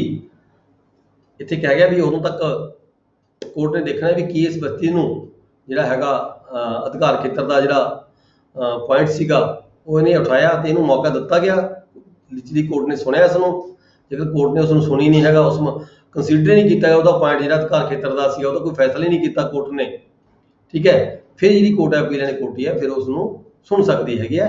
जे निचली कोर्ट ने उस वल कोई ध्यान ना दिता होवे, उन्हें जिहड़ा अपना पॉइंट रेज किया होवे रिटन स्टेटमेंट दे विच, पर कोर्ट ने इसनूं अणसुनिया छड्ड दिता होवे, उन्होंने कोई मौका ना दिता गया, अपनी गल कहण दा मौका ना दिता होवे, तो जिहड़ी कोर्ट हैगी है, जिहड़ी अपीलेंट कोर्ट है, तो उस पॉइंट नूं लवेगी, अदरवाइज नहीं लवेगी।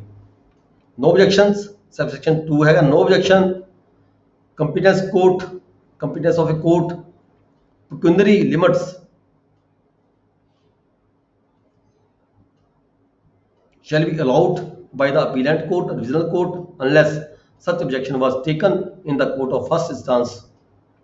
ये दूसरा पॉइंट आ गया, वो तो पहला पॉइंट है टेरिटोरियल का, दूसरा पॉइंट आ गया पेक्यूनरी का। पेक्यूनरी अधिकार खेतर, पेक्यूनरी मतलब कि पैसे का अधिकार खेतर भी किस लिमिट तक, किस अमाउंट तक किहड़ी कोर्ट नूं ये जिहड़ा मुकदमा सुणन का अधिकार खेतर सीगा। जेकर पार्टी ने उठाया सी मुकदमा, यह गल उठाई सी अपनी रिटन स्टेटमेंट दे विच, ते कोर्ट ने इस गल का कोई जवाब नहीं दिता, ते ना ही उन्होंने सुनिया, ते ना ही उन्होंने मौका दिता अपनी गल कहण दा, ते ना ही डिसाइड किया, तो जिहड़ी अपीलेंट कोर्ट हैगी है उसकी सुनवाई करेगी। जेकर कोर्ट दे विच पहला रिटन स्टेटमेंट दे विच पहला पार्टी ने अपना ये पॉइंट उठाया सीगा, ते कोर्ट ने डिसाइड किया सी भी नहीं ये मेरा अधिकार खेतर बनता हैगा, फिर जिहड़ी अपीलेंट कोर्ट है या रिविजन कोर्ट है उसकी गल नहीं सुनेगी अधिकार खेतर की। इस तरह पॉइंट नंबर 3 हैगा no objection as to the competence of the executing court. इत्थे एग्जीक्यूटिंग कोर्ट की गल आ गई, ठीक है सर। इत्थे एक क्वेश्चन है कि जेकर कोर्ट ने फैसला देता, फैसला देने तो बाद क्या होता कोर्ट का केस फैसला जिहड़ा हैगा वो सैटिस्फाइड हो जाएगा? ਆਪਾਂ ਕਿਵੇਂ ਕਹਿ ਸਕਦੇ ਸੈਟੀਸਫਾਈਡ ਹੋ ਜਾਏਗਾ? ਤਾਂ ਕੋਰਟ ਨੇ ਦੇਖਣਾ, अपीलेंट कोर्ट ने जो गलत फैसला दिता गया तो सैटिस्फाइड हो जाएगा। ओके, हाँ ਆਪਾਂ नहीं ना ये तो कोर्ट ने देखना, कोर्ट ने सारे ਜਿਹੜੇ ਐਵੀਡੈਂਸਸ ਲੈਣੇ ਆ ਉਹਨਾਂ ਦੀ ਕੰਸੀਡਰੇਸ਼ਨ ਦੁਆਰਾ ਹੋਏਗੀ, ਆਰਗੂਮੈਂਟਸ ਹੋਏਗੀ ਦੋਨੇ ਵਕੀਲਾਂ ਦੀ ਆਰਗੂਮੈਂਟਸ। ਜੇ ਕੋਈ ਸਬਜੈਕਟ ਮੈਟਰ ਹੈਗਾ ਸੀ ਐਸਾ ਕੋਰਟ ਨੂੰ ਲੱਗਦਾ ਕੋਈ ਲੀਗਲ ਪੁਆਇੰਟ ਸੀਗਾ, ਕੋਰਟ ਨੇ ਅਣਸੁਣਿਆ ਕਰ ਦਿੱਤਾ, ਠੀਕ ਹੈ, ਨਹੀਂ ਸੁਣਿਆ ਗਿਆ ਕੋਰਟ ਵੱਲੋਂ ਜਾਂ ਅਣਗੌਲਿਆ ਕੋਰਟ ਨੇ ਕੀਤਾ, ਤਾਂ ਕੋਰਟ ਦਾ ਫੈਸਲਾ, ਕੋਰਟ ਜੋ ਵੀ ਫੈਸਲਾ ਕਰ ਸਕਦੀ ਹੈ। ਤੇ ਦੈਨ ਹੈਗਾ ਸਬਸੈਕਸ਼ਨ 3, ਇਹ ਹੈਗਾ ਐਗਜ਼ੀਕਿਊਟਿੰਗ ਕੋਰਟ ਦੇ ਲਈ। ਜਿਹੜੇ ਉੱਪਰਲੇ 2 ਪੁਆਇੰਟ ਸੀਗਾ ਉਹ ਹੈਗਾ ओरिजिनल कोर्ट, जिन्हें कोर्ट ने मुकदमा दायर होना तो उन्हें जजमेंट सुनानी है। अपीलेंट कोर्टा सीगियां, ठीक है, ओरिजिनल मुकदमे की जी अपील फाइल हो रही सी उपले दोनों केसां। जो नीचला केस हैगा थर्ड जो सबसैक्शन हैगी है कि no objection as to the competence of the executing court with the reference to the local limits of its jurisdiction shall be allowed by the appellant court regional court unless such objections was taken in the executing court। कोई मुकदमा पहला already decide हो चुका है, कोई degree पास हो चुकी है, तो वो डिग्री जी एग्जीक्यूशन है अजराए हैगा, अजराए करने के लिए किसी दूजी कोर्ट को चला गया मुकदमा, दूजी कोर्ट ने मुकदमे दी जिहड़े प्रोसीडिंग्स हैगी ने अजराए दी प्रोसीडिंग, एग्जीक्यूशन दा प्रोसीडिंग, जिवें कि आम पिंडां दी बोलचाल दी भाषा च असीं अजराए कहने आ, अजराए भी डिग्री पास हो गई, किसी बंदे ने suit for specific performance of agreement file किया सीगा, ਉਹਦੇ हक ਵਿੱਚ मुकदमा फाइल हो गया, मुकदमा जित गया, वो डिग्री पास हो गई। डिग्री पास होने तो बाद फिर दूजी किसी कोर्ट ने जिन्हें कब्जे की कार्रवाई करनी है वो कोर्ट खुद भी कर सकती है, एग्जीक्यूटिंग कोर्ट हो सकती है, या किसी कोर्ट में होर भी अपना जिहड़ा हैगा डिग्री भेज सकती है भी ये जी मैं फैसला कर दिता, इसकी जी एग्जीक्यूटिंग की जी कार्रवाई है इस कोर्ट में फर्द दी जाती है, जब पावर्स कोर्ट वालों दित्तियां होंदियां ने पावर्स अलग अलग तौर पर वर्क ऑफ जिहड़ा हैगा डिवीजन ऑफ वर्क नूं देखदे होए, ਕੰਮ ਦੀ ਵੰਡ ਨੂੰ ਦੇਖਦੇ ਹੋਏ ਦੂਜੀ ਕੋਰਟ ਦੇ ਵਿੱਚ ਐਗਜ਼ੀਕਿਊਸ਼ਨ ਦੇ ਲਈ ਮਤਲਬ ਅਜ਼ਰਾਏ ਦੇ ਲਈ ਮੁਕੱਦਮਾ ਭੇਜਿਆ ਜਾਂਦਾ ਹੈ, ਉਸ ਵੇਲੇ ਜੇ ਕੋਈ ਉਸ ਕੋਰਟ ਦਾ ਅਧਿਕਾਰ ਖੇਤਰ ਦੀ ਗੱਲ ਆ ਜਾਂਦੀ ਹੈ ਵੀ ਐਗਜ਼ੀਕਿਊਟਿੰਗ ਜਿਹੜੀ ਕੋਰਟ ਸੀਗੀ ਉਹਦਾ ਅਧਿਕਾਰ ਖੇਤਰ ਹੈਗਾ ਸੀ ਜਾਂ ਨਹੀਂ ਹੈਗਾ ਸੀਗਾ, ਠੀਕ ਹੈ, ਉਸ ਵੇਲੇ ਜਿਹੜੀ ਪਾਰਟੀ ਹੈ ਜਿਹੜਾ ਜੇਡੀ ਹੈਗਾ, ਜਿਵੇਂ ਗੱਲ ਕਰਦੀ ਹੈ ਵੀ ਜੇਡੀ ਦੇ ਖਿਲਾਫ ਜਿਹਨੂੰ ਸਮਨਿੰਗ ਹੋਏਗੀ ਬੁਲਾਇਆ ਜਾਏਗਾ, ਉਹਦਾ ਪੱਖ ਲਿਆ ਜਾਏਗਾ, ਉਹਦੀ ਰਿਟਨ ਸਟੇਟਮੈਂਟ ਲਈ ਜਾਏਗੀ।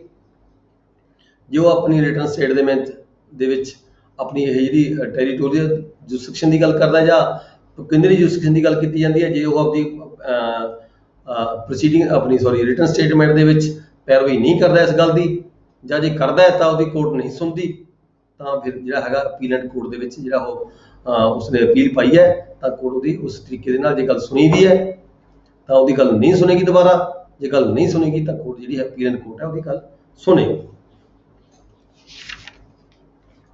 ਇਹਦੇ ਨਾਲ ਹੀ ਜੀ ਆਪਣਾ ਜਿਹੜਾ ਹੈਗਾ ਸੈਕਸ਼ਨ 20 ਤੱਕ ਅਸੀਂ 21 ਤੱਕ ਖਤਮ ਕਰ ਲਿਆ ਤੇ ਜਿਹੜੀ ਅੱਜ ਦੀ ਕਲਾਸ ਅਸੀਂ ਇੱਥੇ ਬੰਦ ਕਰਾਂਗੇ।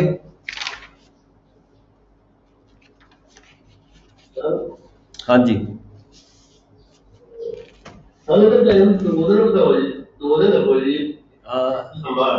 ਦੇਖੋ ਹੁਣ ਦੋ ਤੁਹਾਡੇ 2 ਕਲਾਸਾਂ ਲੱਗ ਚੁੱਕੀਆਂ, 7:30 ਲੱਗੇ 9 ਵਜੇ ਤੱਕ 2 ਪੀਰੀਅਡ ਹੋ ਗਏ, 2 ਸੈਕਟਰ ਦਾ ਜਿਹੜਾ ਟਾਈਮ ਹੈ ਇਹਨੂੰ ਦਿੱਤਾ ਹੈ ਇਕੱਲੇ ਨੂੰ, ਠੀਕ ਹੈ, ਬਾਕੀ ਤੁਸੀਂ ਡਿਸਾਈਡ ਕਰ ਲਓ ਜਿਵੇਂ ਕਹੋਗੇ, ਮੈਂ 2 ਪੀਰੀਅਡ ਲਗਾ ਦਾਂਗਾ ਇਹਦੇ, ਪਰ ਇਹ ਵੀ ਇੱਥੇ ਸ਼ਾਮ ਦਾ ਟਾਈਮ ਰੱਖ ਲਓ, ਹਾਂਜੀ ਸ਼ਾਮ ਦਾ ਟਾਈਮ ਵੀ ਰੱਖ ਲਓ ਭਾਵੇਂ ਅੱਜ ਦਾ। ਉਹਦਾ ਠੀਕ ਹੈ ਵੀ ਧਿਆਨ ਹੀ ਨਹੀਂ ਰਹਿਣਾ ਜੇ ਜ਼ਿਆਦਾ ਇੱਕ ਮਿੰਟ ਕੰਸਲਟੇਸ਼ਨ ਕਰ ਸਕਦੇ ਇੱਕ ਸਬਜੈਕਟ ਤੇ ਜ਼ਿਆਦਾ ਕੰਸਲਟੇਸ਼ਨ ਕਰਨਾ। ਤੁਸੀਂ ਜਿਹੜਾ ਇਹ ਗਰੁੱਪ ਹੈਗਾ ਇਹਦੇ ਵਿੱਚ ਜੇ ਤੁਸੀਂ ਕੁਝ ਕਹਿਣਾ ਚਾਹੁੰਦੇ ਹੋ ਤੁਸੀਂ ਇਹ ਗਰੁੱਪ ਦੇ ਵਿੱਚ ਆਪਣੇ ਓਪੀਨੀਅਨ ਦੇ ਲਓ, ਜਿੱਥੇ ਜੋ ਓਪੀਨੀਅਨ ਹੋਏਗਾ ਆਪਾਂ ਉਹਦੇ ਅਕੋਰਡਿੰਗ ਡਿਸਾਈਡ ਕਰ ਲਾਂਗੇ। ਜੇ ਕੋਈ ਟਾਈਮ ਸ਼ਡਿਊਲ ਦੀ ਗੱਲ ਹੈਗੀ ਹੈ ਜਾਂ ਕੋਈ ਟਾਈਮ ਵੱਧ ਦੇਣ ਘੱਟ ਦੇਣ ਦੀ ਗੱਲ ਹੈਗੀ ਆਪਾਂ ਉਹ ਡਿਸਾਈਡ ਕਰ ਲਾਂਗੇ ਜਿਵੇਂ ਸਾਰੇ ਬੰਦੇ ਕਹਿਣਗੇ ਤੁਹਾਡੇ। ਵੈਸੇ ਠੀਕ ਆ ਰਿਹਾ ਜੀ ਬਿਲਕੁਲ ਜੀ, ਕਿਉਂਕਿ ਇਹ ਜਿਹੜਾ ਹੁਣ ਦੇਖੋ ਆਪਾਂ 7:30 ਤੋਂ ਲੈ ਕੇ 9 ਵਜੇ ਤੱਕ ਪੜ੍ਹਿਆ, ਇਹ 2 ਪੇਪਰ ਪੜ੍ਹ ਸਕਦੇ ਸੀ ਆਪਾਂ ਇੰਨੇ ਸਮੇਂ ਦੇ ਵਿੱਚ, 2 ਸਬਜੈਕਟ ਪੜ੍ਹ ਸਕਦੇ ਸੀਗੇ ਆਪਾਂ, ਸਬਜੈਕਟ ਇੱਕ ਪੜ੍ਹਿਆ, ਇਸ ਕਰਕੇ ਇਹਦੇ ਨਾਲ ਕੀ ਹੈਗਾ 2 ਸਬਜੈਕਟਾਂ ਜਿਹੜਾ 2 ਦਿਨ ਦਾ ਟਾਈਮ ਇਹਨੂੰ ਮਿਲ ਗਿਆ। ਜੇ ਅਸੀਂ 2 ਦਿਨ ਦਾ ਟਾਈਮ ਦਿੰਦੇ ਹਾਂ ਪਰ ਅਸੀਂ ਨਾਲ 2 ਪੇਪਰ ਪੜ੍ਹਦੇ ਹਾਂ, ਫਿਰ ਜਿਹੜਾ ਟਾਈਮ ਹੈ ਟਾਈਮ ਤਾਂ ਇੰਨੀ ਆ ਜਾਏਗਾ, ਉਹਨੂੰ 45 ਮਿੰਟ ਮਿਲਣਗੇ ਇੱਕ ਟਾਈਮ ਦੇ ਵਿੱਚ, ਹੁਣ 90 ਮਿੰਟ ਮਿਲ ਗਏ, 1.5 ਘੰਟਾ ਮਿਲ ਗਿਆ, ਠੀਕ ਹੈ, ਟਾਈਮ ਤਾਂ 2 ਦਿਨਾਂ ਦਾ ਹੀ ਹੋ ਗਿਆ ਇਹਦੇ ਲਈ। ਜਿਵੇਂ ਤੁਸੀਂ ਬਾਕੀ ਦੇਖੋਗੇ ਅਸੀਂ ਉਦਾਂ ਕਰ ਲਾਂਗੇ, ਠੀਕ ਹੈ ਜੀ। ਠੀਕ ਹੈ ਚੱਲ ਰਿਹਾ ਜੀ, ਜਿਵੇਂ ਚੱਲ ਰਿਹਾ ਠੀਕ ਹੈ, ਓਕੇ ਸਰ। ਠੀਕ ਹੈ ਜੀ। ਆਹ ਮੁੰਡੇ ਮੈਨੂੰ ਕਹਿ ਰਹੇ ਨੇ ਫਿਰ ਉਹੀ ਜਿਹਦੀ ਫੀਸ ਜੀ ਹੁਣ ਤੱਕ ਨਹੀਂ ਹੋਈ ਜੀ, ਉਹ ਪਲੀਜ਼ ਆਪਣੀ ਜਮ੍ਹਾਂ ਕਰਵਾ ਦਿਓ ਤੇ ਫਿਰ ਇਹ ਨਹੀਂ ਤਾਂ ਤੁਹਾਨੂੰ ਦੱਸ ਦਿੰਦੇ ਆ, ਇਹ ਇਹਦੇ ਤੇ ਪਾ ਦਾਂਗੇ ਜਿਹਦੀ ਰਹਿੰਦੀ ਹੈਗੀ, ਕਈਆਂ ਨੇ ਫੀਸ ਜਮ੍ਹਾਂ ਕਰਾਈ ਹੈਗੀ ਹੈ ਪਰ ਸਾਡੇ ਕੋਲ ਰਸੀਦਾਂ ਨਹੀਂ ਭੇਜੀਆਂ ਹੈਗੀਆਂ, ਪਰ ਇੱਥੇ ਸਾਡੇ ਕੋਲ ਆਊਟਸਟੈਂਡਿੰਗ ਖੜੀ ਹੁੰਦੀਆਂ ਕਈ ਹੁੰਦੀਆਂ ਫੀਸਾਂ, ਪਰ ਫੀਸਾਂ ਅਸਲ 'ਚ ਜਮ੍ਹਾਂ ਹੋ ਚੁੱਕੀਆਂ ਹੁੰਦੀਆਂ ਨੇ, ਠੀਕ ਹੈ, ਤੇ ਆਪਦੀ ਆਪਦੀਆਂ ਰਸੀਦਾਂ ਨਾਲ ਭੇਜ ਦਿਓ ਤੇ ਬਾਕੀ ਜਿਹਨੇ ਨਹੀਂ ਭਰੀ ਉਹ ਭਰਵਾ ਦਿਓ। ਤੇ ਜੇ ਤੁਸੀਂ ਕਹੋਗੇ ਤਾਂ ਇਹ ਜਿਹੜਾ ਲੜਕਾ ਹੈਗਾ ਮੈਨੂੰ ਕਹਿ ਦੇਣਾ ਵੀ ਇਹ ਜਿਹਨਾਂ ਦੀ ਫੀਸ ਰਹਿੰਦੀ ਹੈ ਉਹ ਇਸੇ ਆਨਲਾਈਨ ਗਰੁੱਪ 'ਚ ਪਾ ਦੇਗਾ, ਤਾਂ ਜਿਹਨੇ ਭਰੀ ਵੀ ਆ ਉਹ ਆਪਣੀ ਰਸੀਦ ਭੇਜ ਦੇਣਗੇ ਤਾਂ ਕਿ ਉਹ ਇੱਥੇ ਆ ਕੇ ਜਿਹੜੀ ਆਊਟਸਟੈਂਡਿੰਗ ਆ ਉਹਦੀ ਪੋਸਟਿੰਗ ਹੋ ਜਾਵੇ। ਠੀਕ ਹੈ ਜੀ, ਓਕੇ। ਹਾਂਜੀ, ਕੋਈ ਹੋਰ ਕੁਐਸਚਨ ਤਾਂ ਨਹੀਂ ਕਿਸ ਦਾ? ਕਲਾਸ ਇਜ਼ ਓਵਰ ਜੀ, ਥੈਂਕ ਯੂ ਵੈਰੀ ਮਚ। ਬੇਟੇ ਕਿੰਨਾ ਲਿਸਟ ਦਿਓ ਮੈਨੂੰ ਜਿਹਨਾਂ ਦੀ ਫੀਸ ਰਹਿੰਦੀ